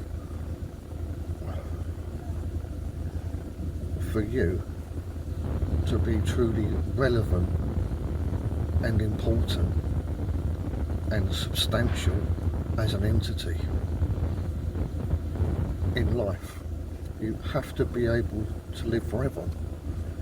But because you live in the environment that you do here, which isn't your home, it's detrimental, and so you will die. And so everything that you think or say is completely irrelevant, because you're just disposable. You've made yourself disposable, and that's what That's what's happened to us all. We've been put here in this place, born into this place because our forefathers or whatever came here, and this wasn't their home, and this environment was detrimental to them, and now they're dead, and we will die. And if you were foolish enough to have children, they will die as well. And if they had children, they will die as well. And if they had children, they will die as well. Because you're in the wrong place. But you know, I'm just saying that because that's the other side of reality. It's the other side. It's the other side of your entity, your existence. And so, you know, really, you got, you know, there's two choices, I suppose. One is to get together with people that are stinking fucking rich and get the fuck out of here. Or two, get someone that is stinking fucking rich and you know, some other people, you know, I guess like biologists perhaps, to create an artificial environment that is actually based on where we actually come from, our home, wherever that is on flat Earth.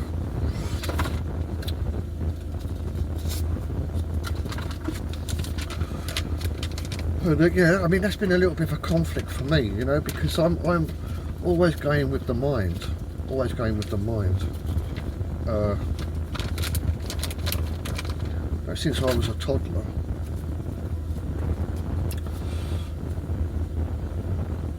I was always instructed, I was always communicated with as a toddler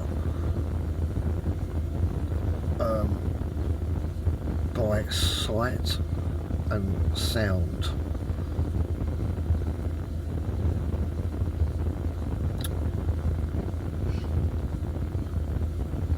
To teach me to control the body. I could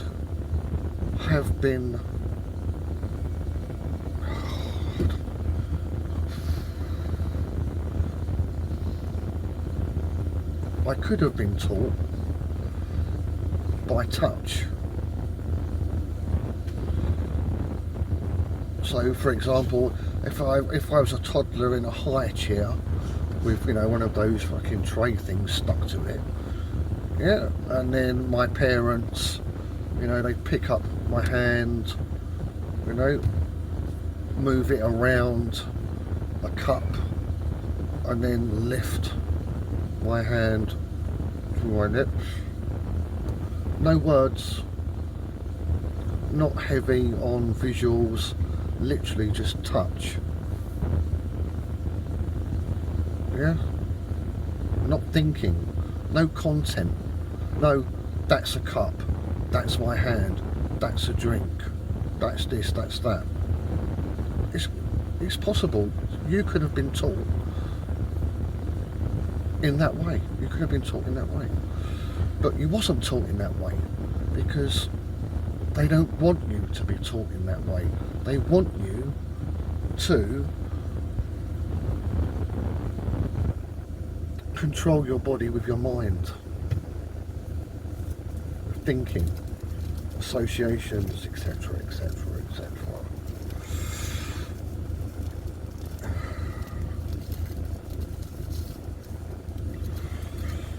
And then when you think in that way and you move in that way, you can be controlled that way by sight and sound. Rules, regulations, recognitions, and on and on and on and on. The bile spewed out all over you, saturating you, to ultimately death.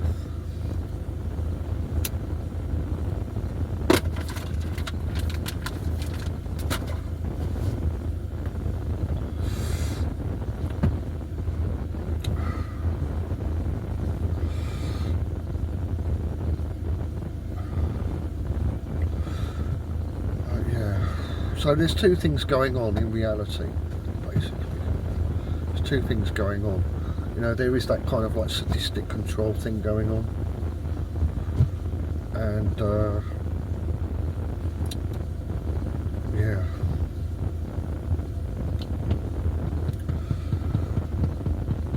And then I suppose there's the heightened state of the mind, and yeah. But you know, sadly, the physical body does affect the mind. The environment does affect the mind. You know, I know people that are wonderfully fucking happy, but I know why they're wonderfully fucking happy. Because they live in a fucking millionaire's mansion. They've got a fucking swimming pool. They've got a fucking sauna. They've got a fucking jacuzzi.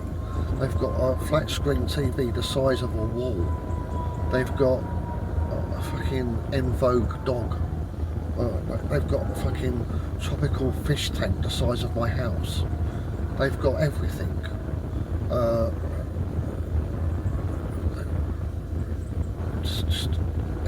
They are surrounded by nice things to make them feel nice and happy all the time, and those people are happy, and they don't have any problems whatsoever because everything's taken care of for them.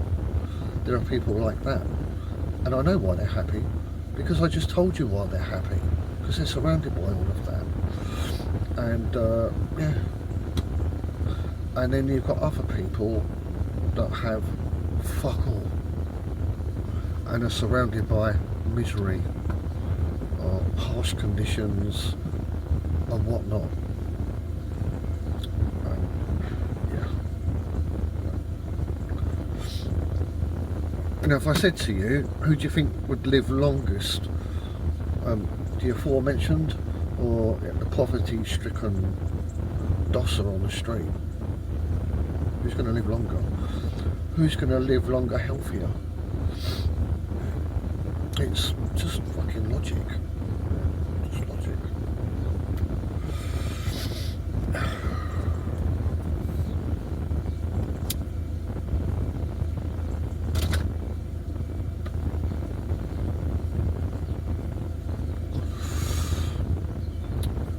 Now, there has been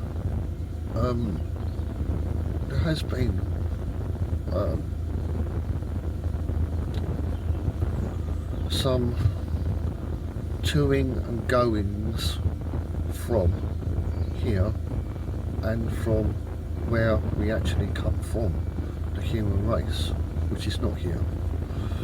And you know, there's been some kind of like coming to and going backs and stuff like that in the past. There's absolutely no records of it whatsoever, but what there are is architectural evidence of that. There is architecture all across the world which doesn't belong there. There's no historical narrative to justify how those things got there, and there are no instructions or history to explain how to replicate these things.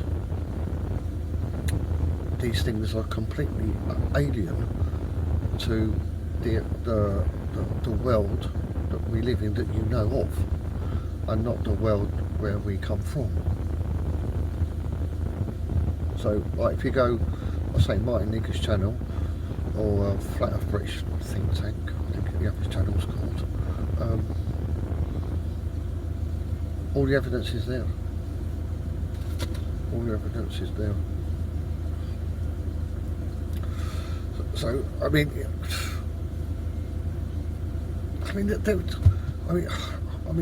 I don't know if, you know, is it thousands or tens of thousands or hundreds of thousands of years? You know, this place has been here. You know, in the past, it could well be that our home incorporated this place where we live in the world that we know now. It could have all been one big mess that everyone was okay with, but something happened and we're cut off and we're lied to. You know? We're lied to. We're told that we live on a globe, on a ball, and you know, you can go round in fucking circles. The concept of there being any more land or anywhere else to live other than the globe Earth that we've been told. The only logical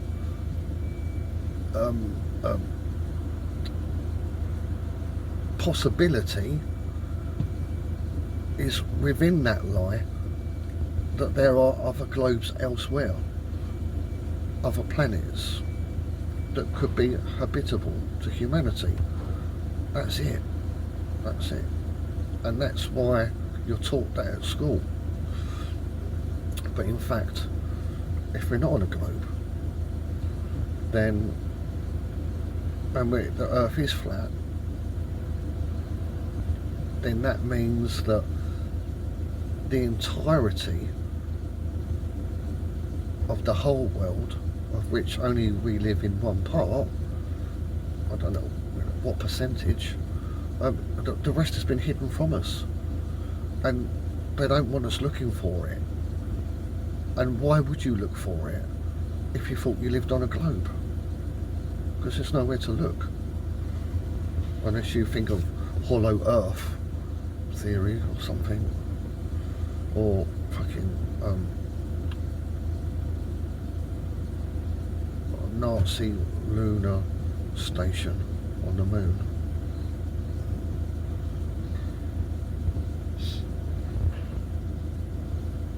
But yeah, but kind of reflecting on that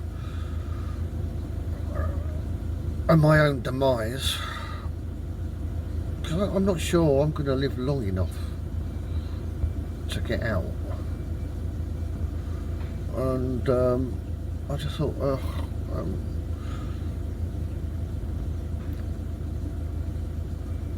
because I'm thinking, well, you know, I don't have to die. I don't actually have to die, you know.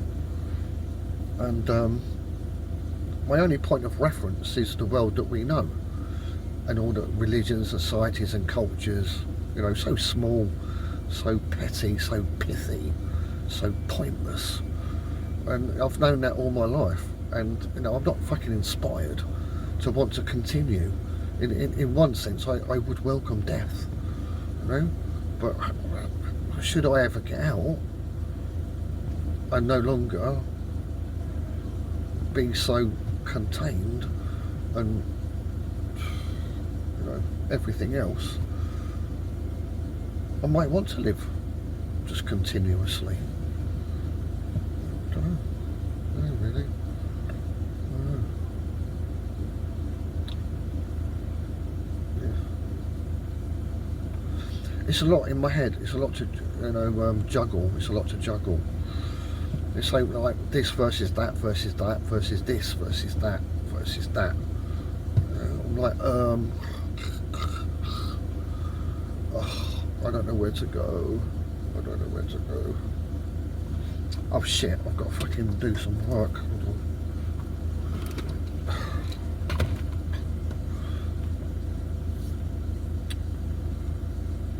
Come on.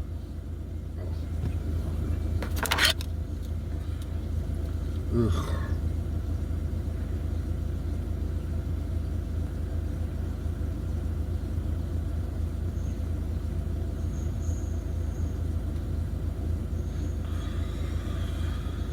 Oh, fuck it, what was that?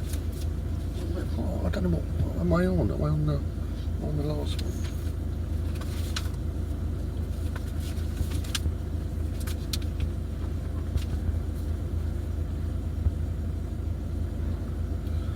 Fuck it, I don't know what one I'm on. Bollocks.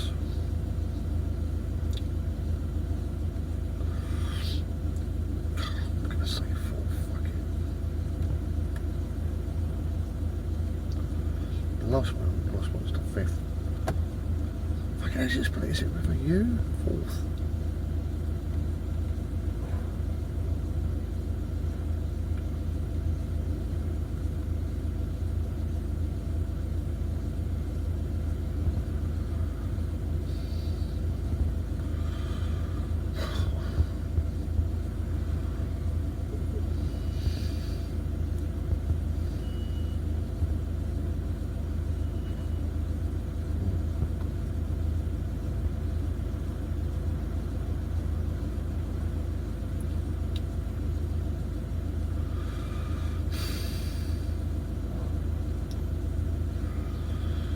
Oh, fuck it.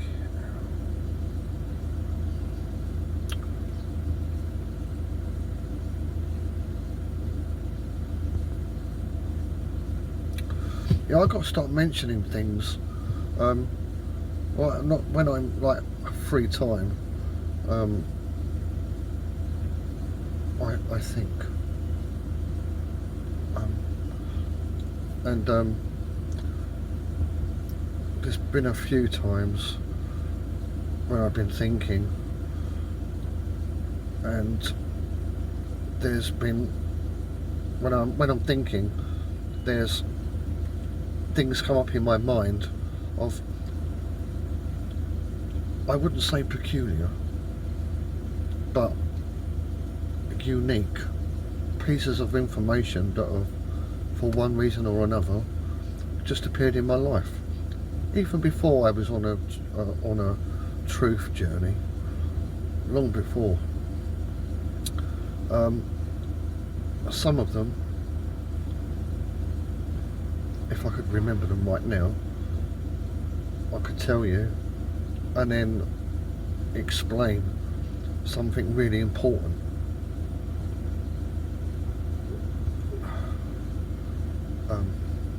But I just remembered one of which I recognised recently is one of those examples, but I've got absolutely no fucking idea what it means or anything like that. I'm going to tell you anyway in a minute.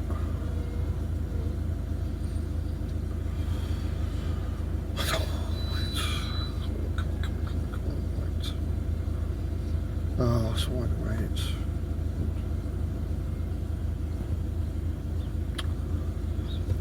Come on.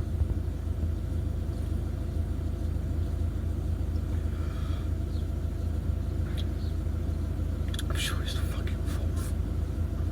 Come on. Right. Yes. It's a yes.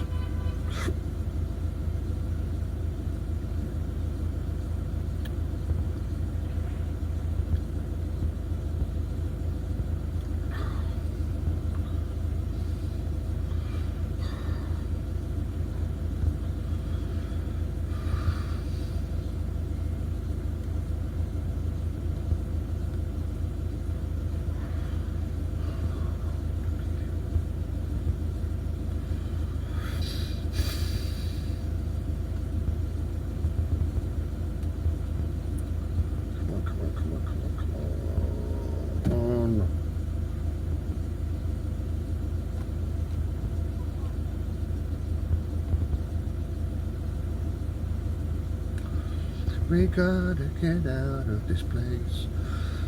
If it's the last thing we ever do, we gotta get out of this place.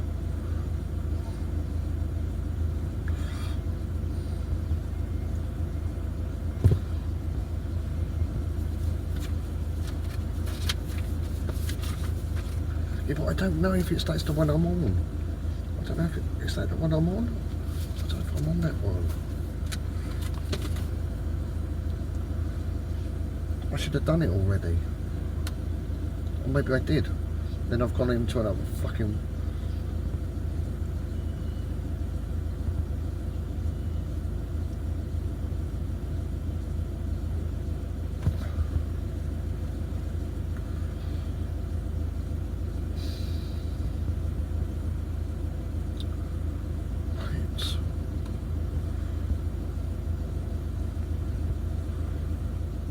Oh, that's got to be the last one. It's got to be the last one then, which is... Oh, that was fourth as well. Oh. So where the fuck was the fifth? Oh. Ugh.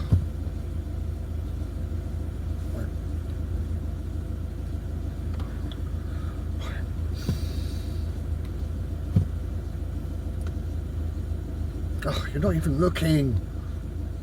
Oh, 56. Right, it's fuck off. Fuck up. Fuck up. Right. Come on. This is third. Third. Third. The third. Come on. No, it's alright. Okay, that's okay. That's okay. I can send it.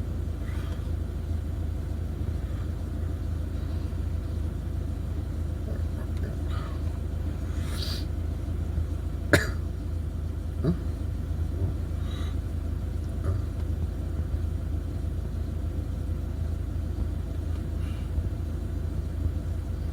I'm getting there, I'm getting there.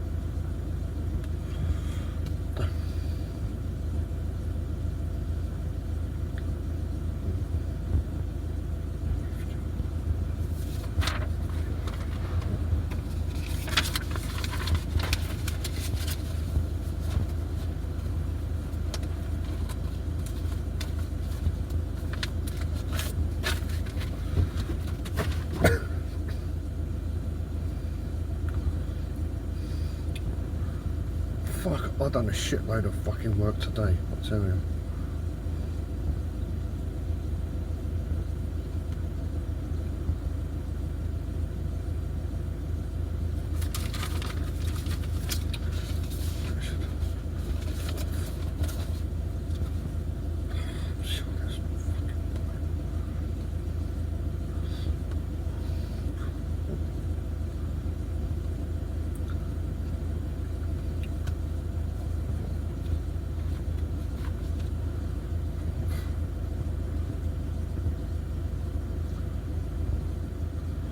I just got to finish this, then I can chill. Yeah, that's fine, that's fine, that's fine. Yeah, that's fine.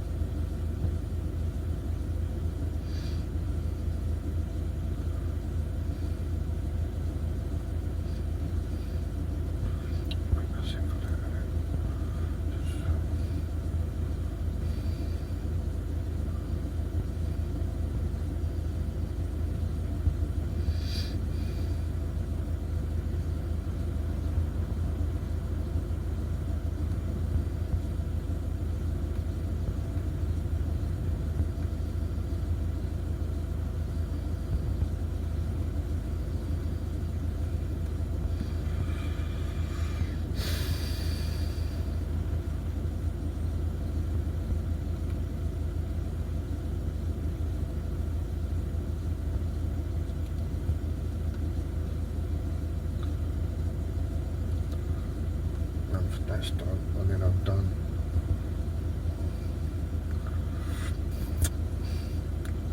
I can totally chew after this.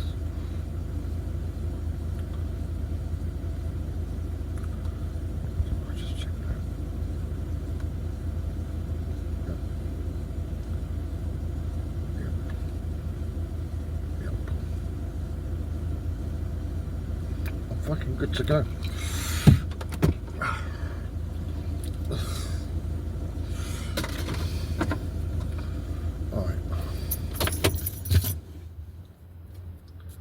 Oh yeah. Oh. Oh.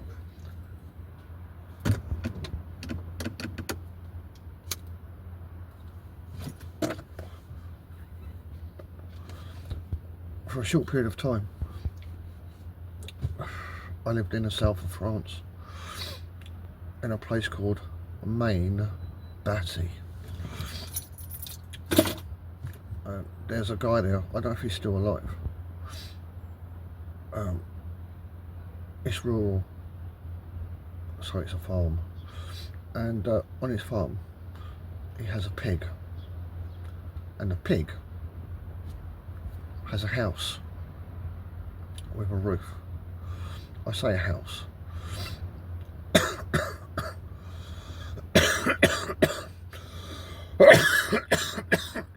The shape of it's like a garage. It doesn't have any windows. It has an entrance, and at the entrance you have a door about as high as the pig's chin, and the inner circumference of the house of the pig is within centimetres of the circumference of the pig's body. And since he got it, he never lets the pig out.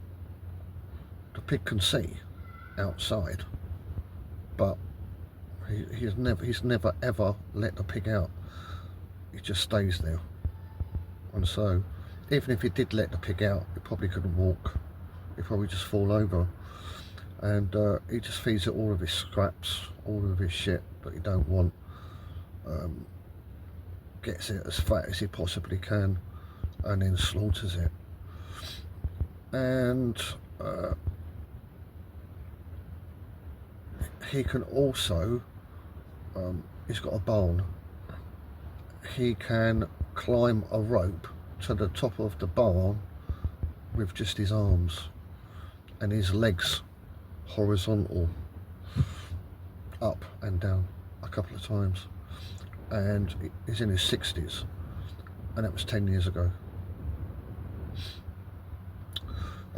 That's an example of like something that's kind of like exceptional to my existence, you know, like a situation or a story, something like that. I've had a few of them, and they had some real significance, but that one I can't. I've still got nothing. But I thought I'd just make a record of it on a Vanna vlog, just in case I forget.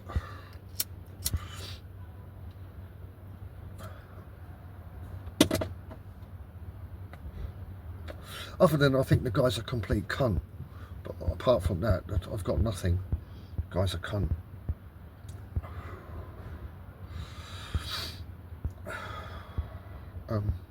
I'm just trying to think, if I can remember any more. I know it's important. If I could remember any of the others, I'd probably remember the lesson behind it.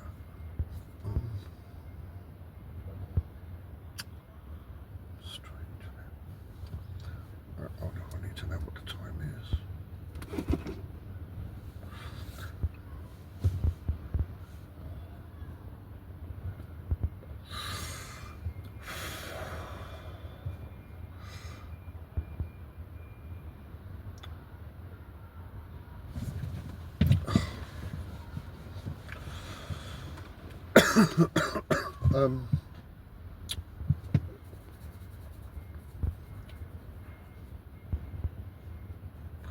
Yeah, if you're new to the channel, you recently subscribed and you don't know what the fuck a Vanna vlog is, I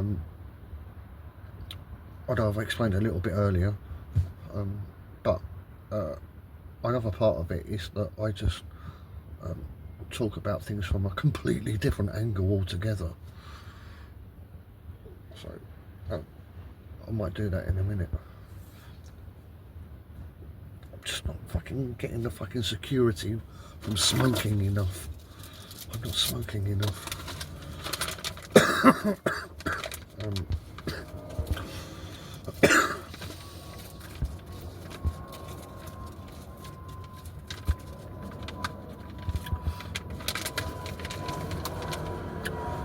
Yeah, the problem I've got at the moment is that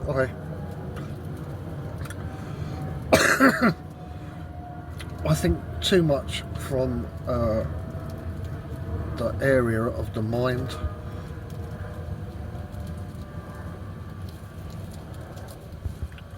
When I was talking about the body and the environment, it's equally as important, if not vital. But I don't think about that very much, because I've been told so many lies that it's quite consuming to undo it all, you know.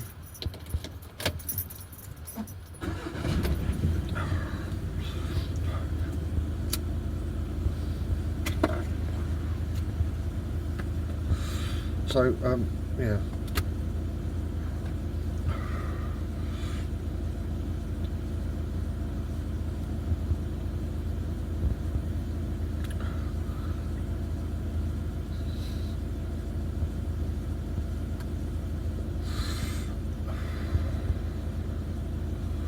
So according to the Bible,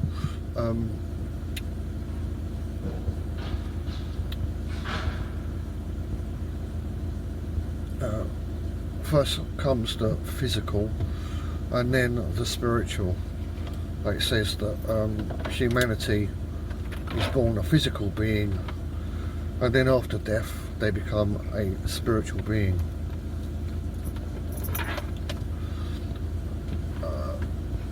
Proposing that no physical human being is actually spiritual.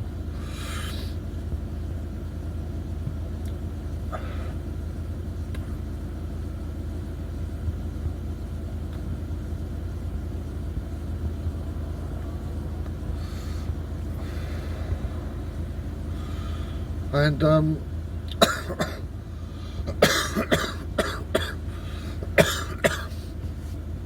not sure what religion I'm gonna fucking I'm quoting this from. Even if it's a religion, maybe it's a mysticism. I say mysticism when you're drunk. It's not easy. It might be mysticism. I'm saying I'm not even drunk. I don't even fucking say mysticism. You know, the whole thing about reincarnation.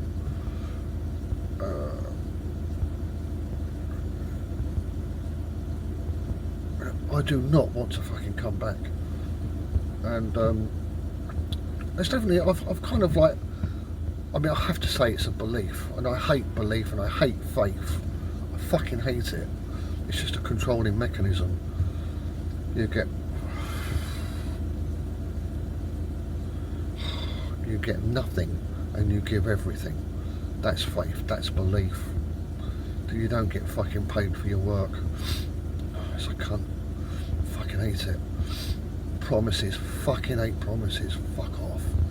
I hate them cunts. I hate it. What was I going to say? Just got fucking involved then. Well,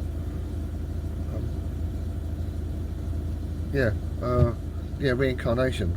Fucking no, don't want to come back. And yeah, so I never have kids. I feel somehow that, you know, you're when you die, there's still a part of your conscience left in your children. Because I've observed parents and their children, and when you got, like, you know, best case scenario, you say, oh, what a wonderful bond they have. Oh, how wonderful. That's such a lovely bond they have. It's not a bond. It's not a fucking relationship. That, you know, that those parents, they've been fucking spliced. They've been spliced in not just fucking physically, but in some fucking mystical fucking way as well. And it's clear to me. I mean, I've got a father, I've got a mother, but I know my father more than I know my mother, and I can see myself in him, and I can see himself in me. I know that I'm an extension of his existence.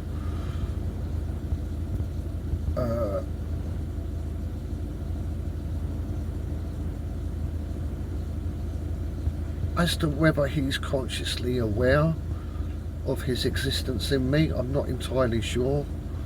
But as to my... What did I just say? How did I phrase that? As to me, I'm consciously aware. Am I sure? I am aware of my existence in him. Yes. Yes. Yes. Yes, I can see him. I can see myself in him. Why would he go both ways? How bizarre. Yeah, so in the event of his death, yeah, I guess I'll fucking lose a part of me, you know, as it were.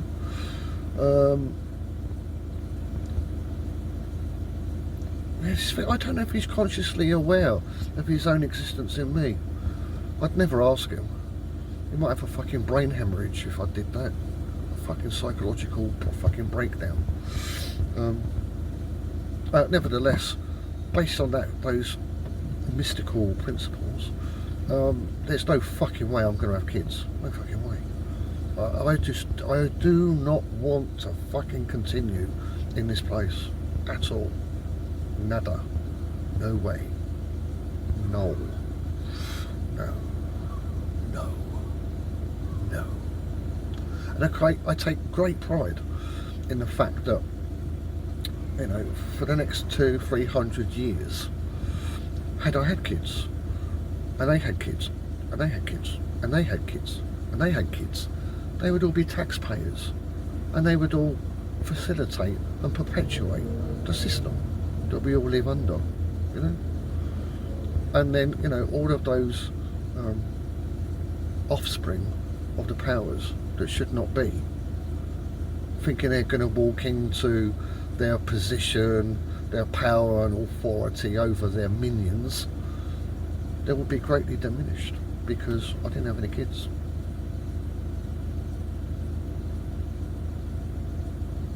I like that.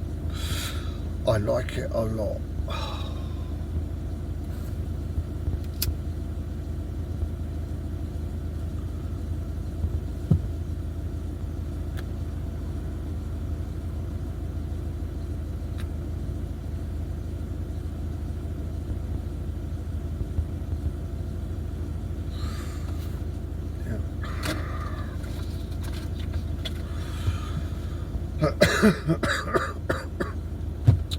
You know, when you look at ancient architecture,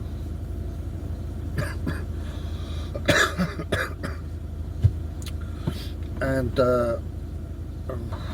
know, you kind of like look at the science behind it, and as you probably know, cymatics and sound and vibration. But the function of these, you know, these buildings functioned for the human body, to enhance or perhaps to replicate the environment from which humanity came from in the first place.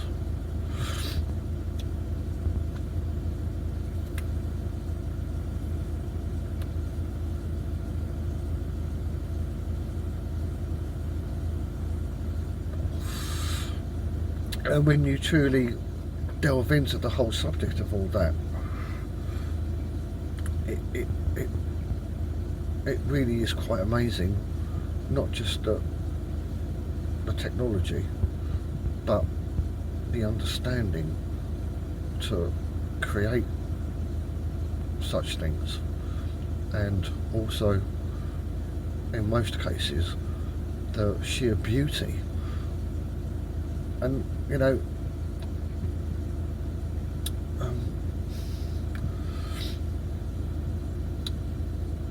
and it leads to an impression for me to explain what kind of an environment, what kind of people we originate from. You know, what our home looks like to some degree. I mean, every in this curtailed world that we live in, you know, every artist paints a picture differently. They all have their own unique style. You know, you could like look at a painting and go like, oh, Picasso must have fucking done that. You know, or that one, oh, fucking John Smith. I bet that's fucking John Smith. I can just tell. You know, I can see the characteristics of the artist in that painting. Well, it's the same with the architecture, the science and the beauty behind it. You know, it's fairly consistent. You know, one church or one cathedral to another, they're fairly consistent. They're not that much different from each other. So it's a kind of a generalization perception of the type of group of people from which we came. And it's quite clever, it's quite pretty. Yeah.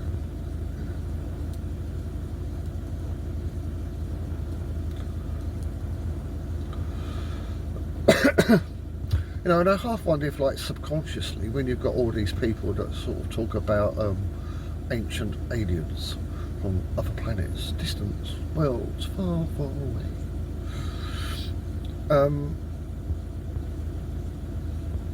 because they believe in globe, the only explanation for the high technology that's survived to this day that we can see, what have they got? They don't believe the Earth's flat. They believe it's a globe. There's no undiscovered fucking countries on Earth. We couldn't come from anywhere else, so it's only got to be aliens, isn't it? You know, so they just say ancient aliens. So, although in one sense I want to burst out laughing when, you know, people talk to me about ancient aliens and stuff like that, at the same time I'm kind of like, oh, you poor person, you know, you believe in a globe, and so, you know, it's inconceivable to you that the Earth's flat, and the true distance of the entirety of the world has been hidden from you. It's inconceivable to you. So, but then you can't deny the ancient technology that you see, and so you have to say aliens because that's all you got, you know. So I kind of pity them, and then it's not quite so funny. It's not quite so funny. So I go to giggle, and then I don't.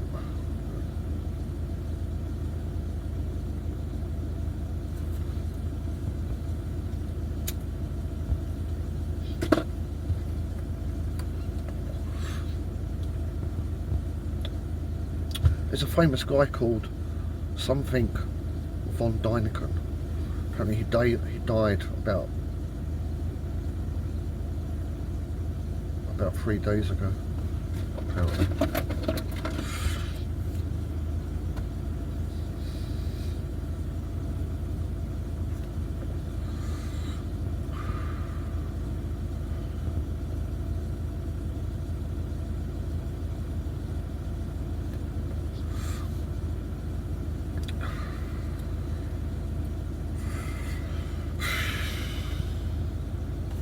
It's getting too dark now. Fuck it.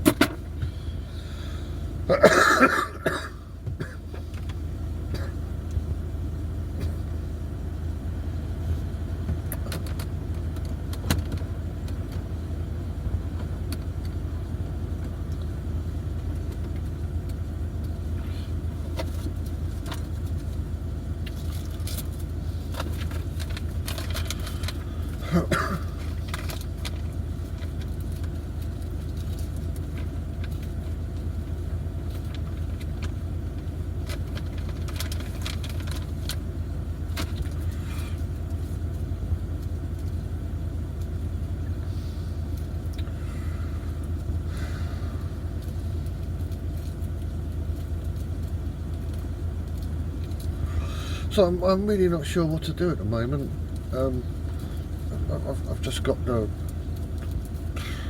blaring fact of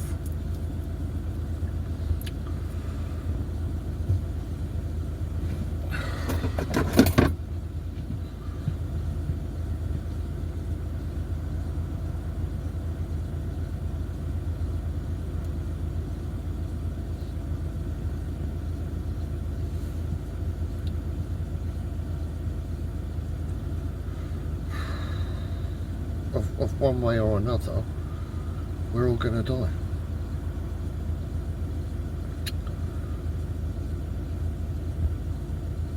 And so I shouldn't really be over concerned about anything. And it is quite liberating. And you know, it's nice to help people when you've got nothing to gain from doing it. You know? Like, if you think like you have to help people in some way, you know, you kind of tarnish it. You know, it's not. You know, it's kind of like, oh, I did the right thing. I did the right thing. I better tell somebody, just in case somebody didn't know. You know, and then, you know, you kind of like, you kind of spoiled it, haven't you? You know, you kind of spoiled what you've done. You know, because, well, I mean, if you was doing it for that reason, oh, fucking hell.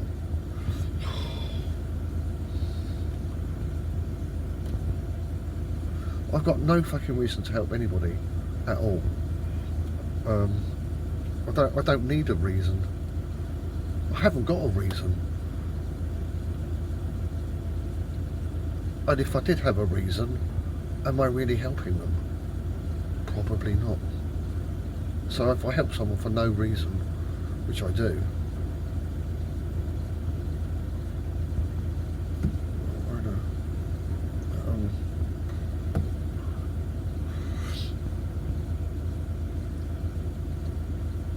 I'm just not fucking bothered. I'm just not bothered. And the Bible calls it the fear of man. The fear of man, of their opinions of you, what they might think about you, what they may say about you. I was actually thinking about that today, funny enough, and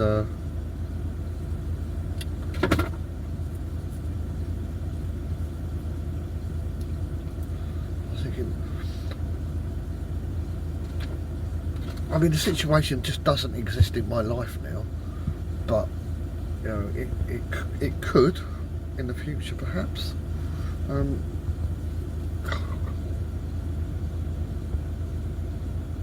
I've got a relationship with somebody for a significant period of time,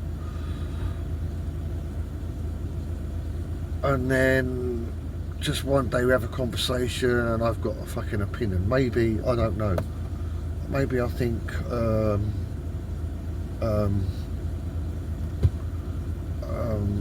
maybe I say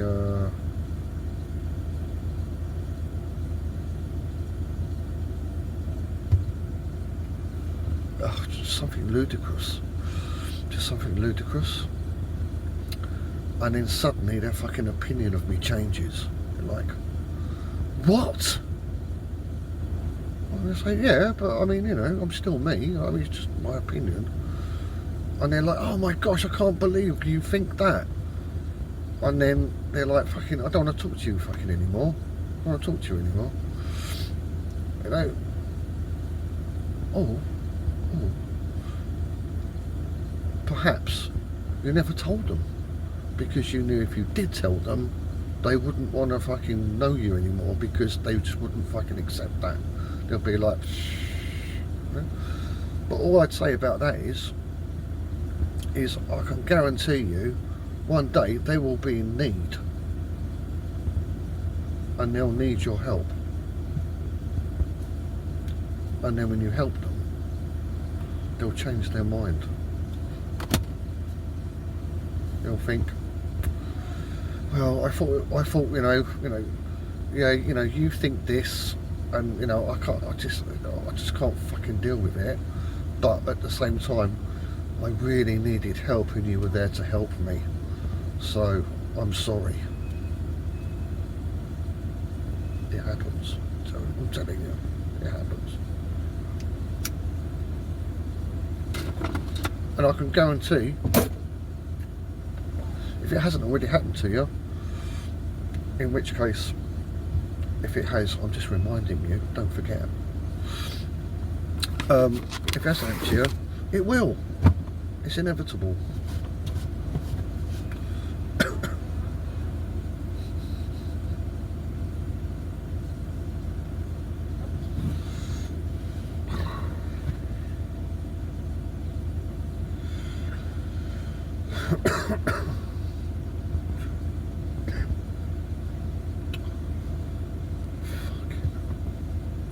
I've only got 10 minutes left. I have to go home.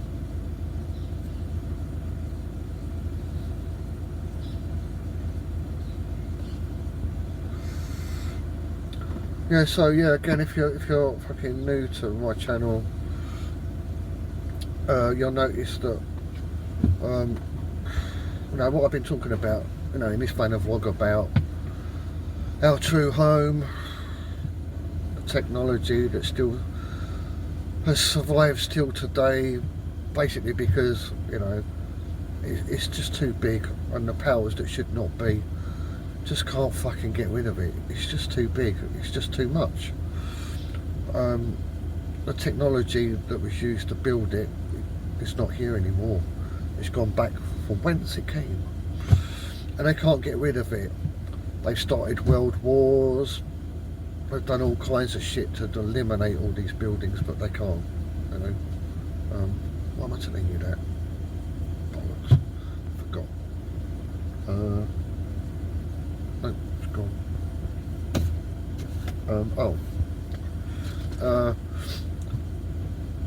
Yeah, and other things like that. I upload thousands of images.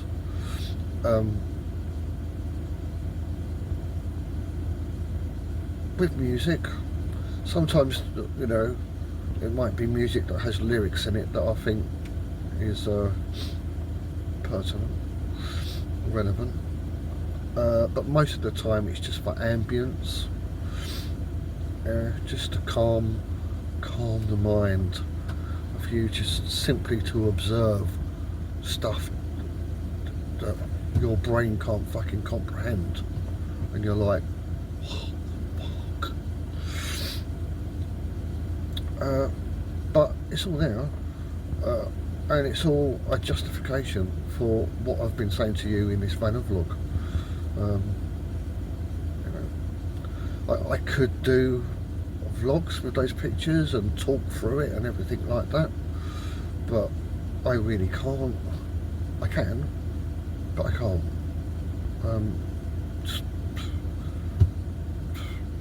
I just can't do it. Just can't do it. I'm a slave. I don't have free time. So Vanna vlogs in part is to cover that in a way.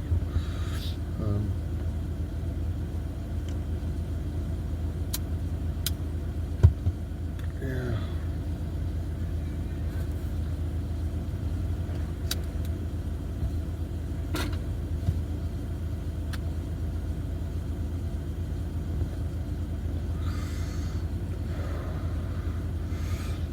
But you know, the whole thing about Antarctica not being a continent but being an ice wall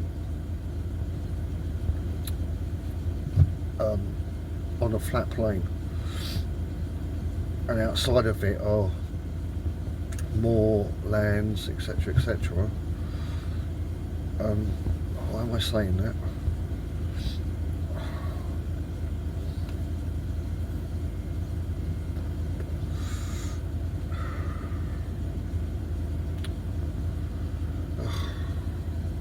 Getting tired.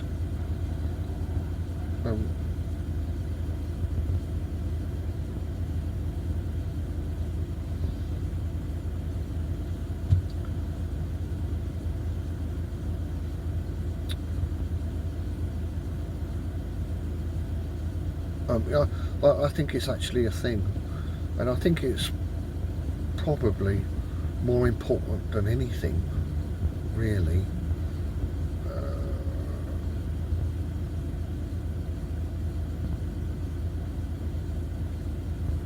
Yeah. Yeah.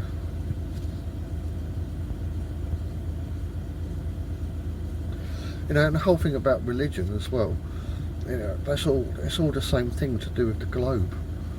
You know, with religion, it's a globe Earth. You know, it's a globe Earth. In religion, you know, there are no other lands on Earth in religion. None at all. There's just Earth and heaven or hell or purgatory. But you know, it's just there's nothing more to discover. So it's exactly the same as, you know, evolution and, you know, science fiction, globe Earth. It's all part and parcel of the same thing. It's just to keep you from searching, you know, as a physical being for an environment that suits you. It's all the same thing. It's just different characters, different flights of fancy.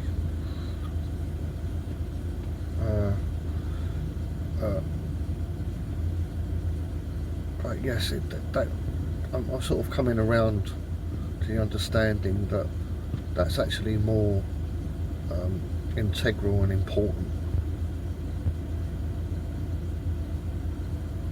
That, yeah, that we don't have to die. I think that's more important than anything else, really.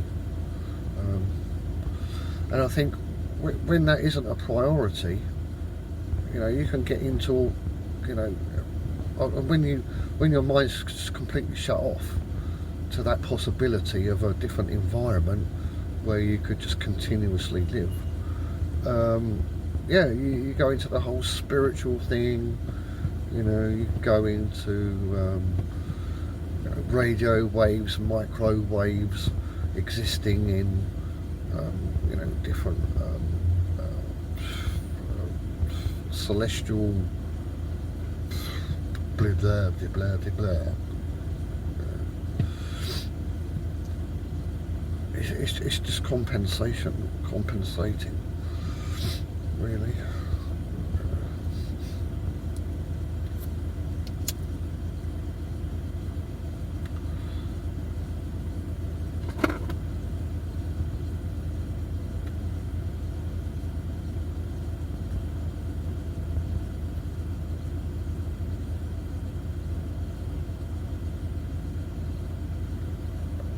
And you know, there's another thing about the physical world,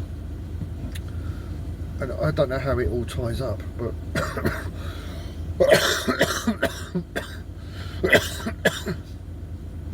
but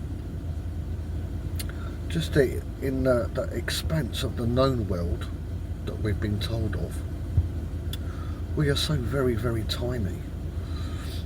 You know, relative to like an ant and a human being. Come on, don't go, you bastard.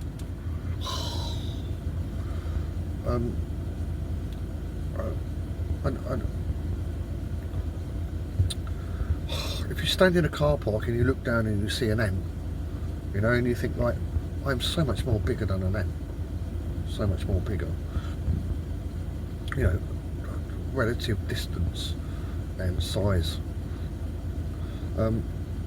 I can't take in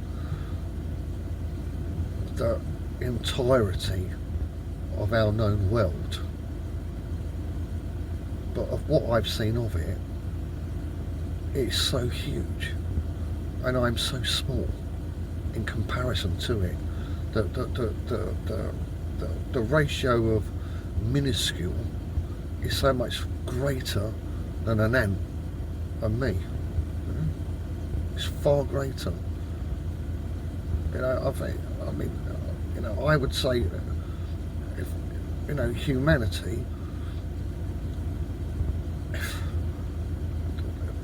you put it on a scale, and I was just as a human standing in the car park looking down at a human, I would not be able to see it. You know, even a microscope, you wouldn't be able to see a human. It's so small. Even with fucking technology, you couldn't see them.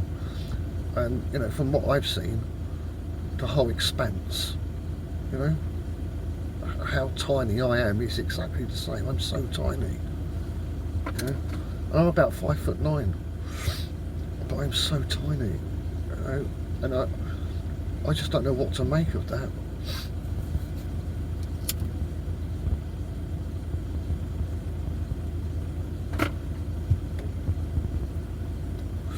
But I don't shy away from facts of reality, you know, facts. Just because I can't explain it, I won't ignore it. I pretend it doesn't exist, or give some fucking excuse to explain it away.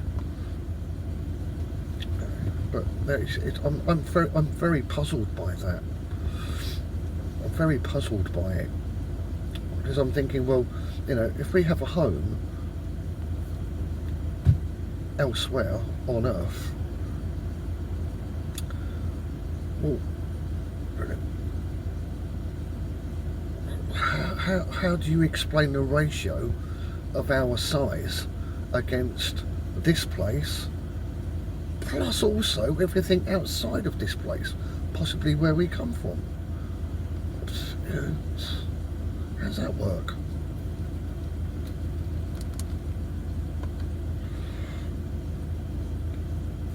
You know, is it like fucking some kind of like TARDIS science or something?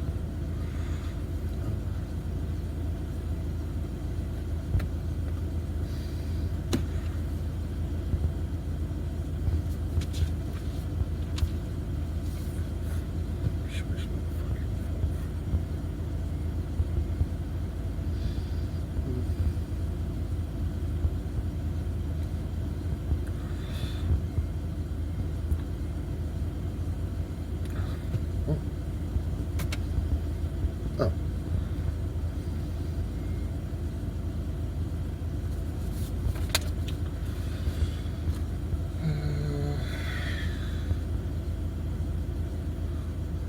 Yeah, so I think I pretty much, you know, I've caught up on where I'm at on things.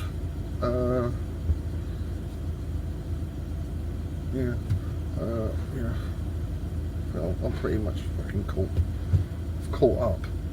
So I suppose now it's catalogued on a Vanna vlog. I can move on.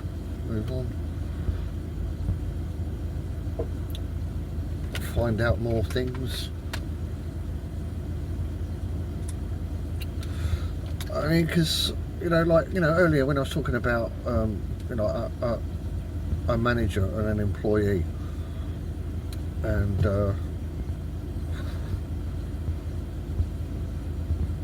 just, I mean, what a load of fucking bollocks that is, you know. Like, oh, I'm going to audit you, tick boxes, blah blah blah blah blah. It's like, what the fuck are you doing, man? What the fuck are you doing? And you know, I just naturally, if I ever find myself in that environment, that's exactly what I'm going to say, you know. I mean, yeah, that's just one example of, you know, a change in my behaviour. Some people might even say that's wisdom. Ooh, it's wise. That's a wise thing to do.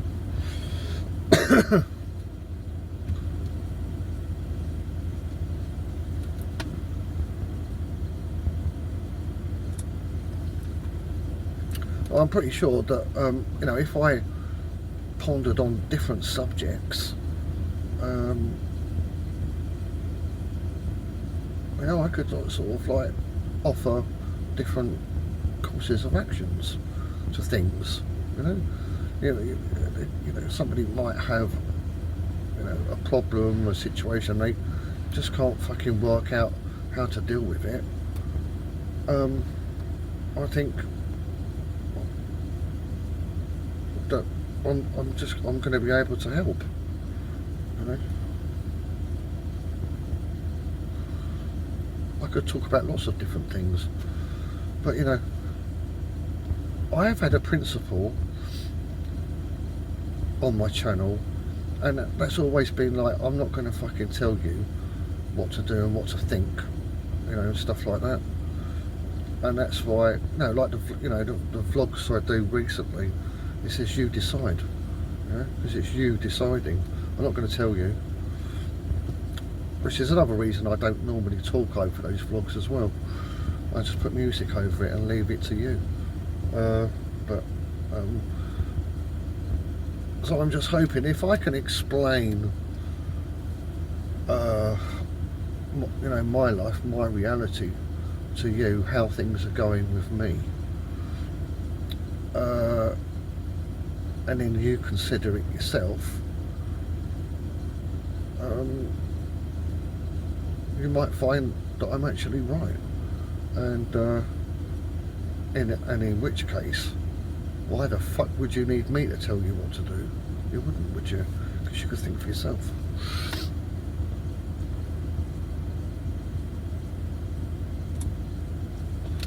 But I mean, you know, if you don't know that something's possible, you simply don't know. But I'm one of the, I don't know what the fuck I am, but I'll just say that, you know, I'm just one of those people that do what I do, and there's not many people like me that do what I do. Oh shit, did I do the same thing twice?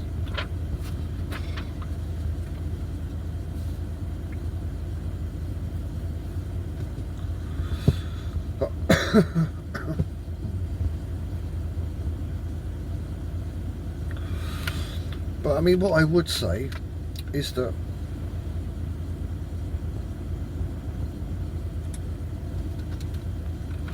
you know, if you're of a particular persuasion, so like say for example, you're of a particular religion and you're a fanatic, or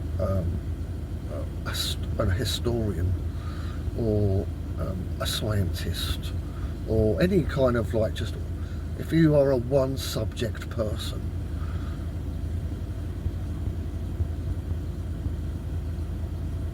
you will not be able to incorporate anything that I say into it. It just won't work.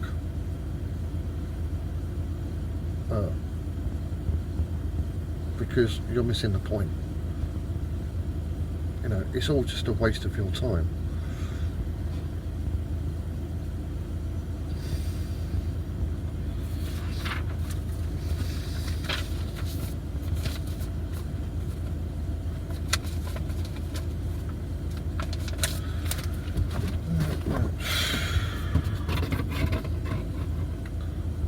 Did I do that? Yes. Did I do that? Yes. Okay.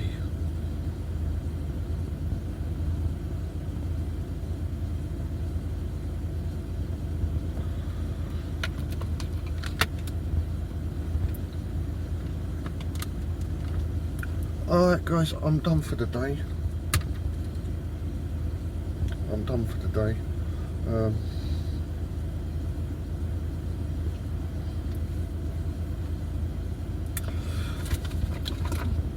I hope it helps. It should help. I can't think of any reason why it wouldn't.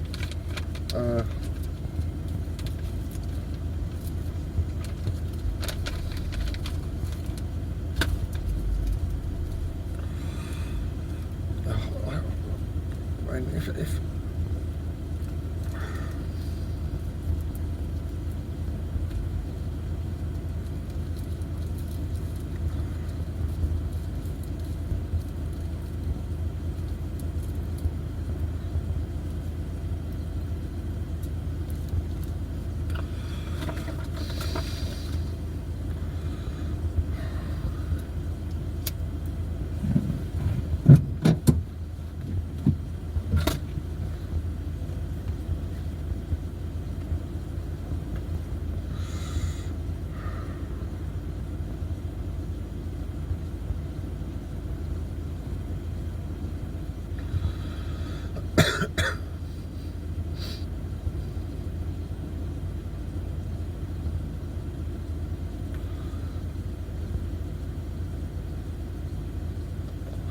why I remember, apparently, when I was talking earlier about healing quickly, apparently monasteries and courtyards of monasteries also speed up the healing process, apparently.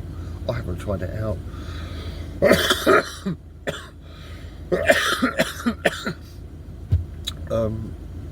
only heard about it a few days ago. I haven't had the opportunity to see if it's true. But also remember that a lot of these, what they call religious buildings, although they are now religious buildings, they were not built as religious buildings. They were built for environmental purposes. So that's possibly why monasteries and their courts, did I say forecourts? I can't remember what I said. Actually speed up the healing process.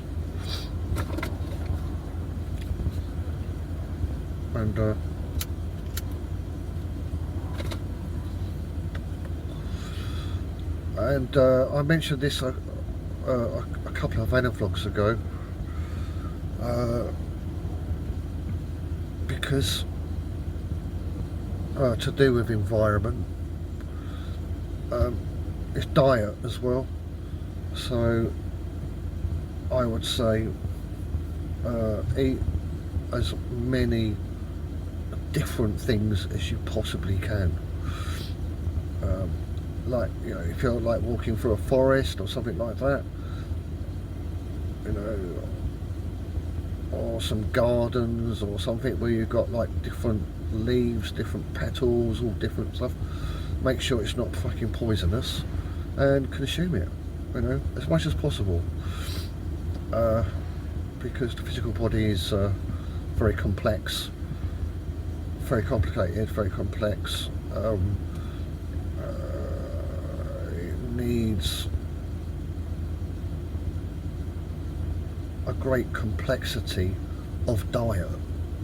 So, you know, sticking to just certain food groups is not sufficient for the human body. So I just thought that's worth mentioning it again.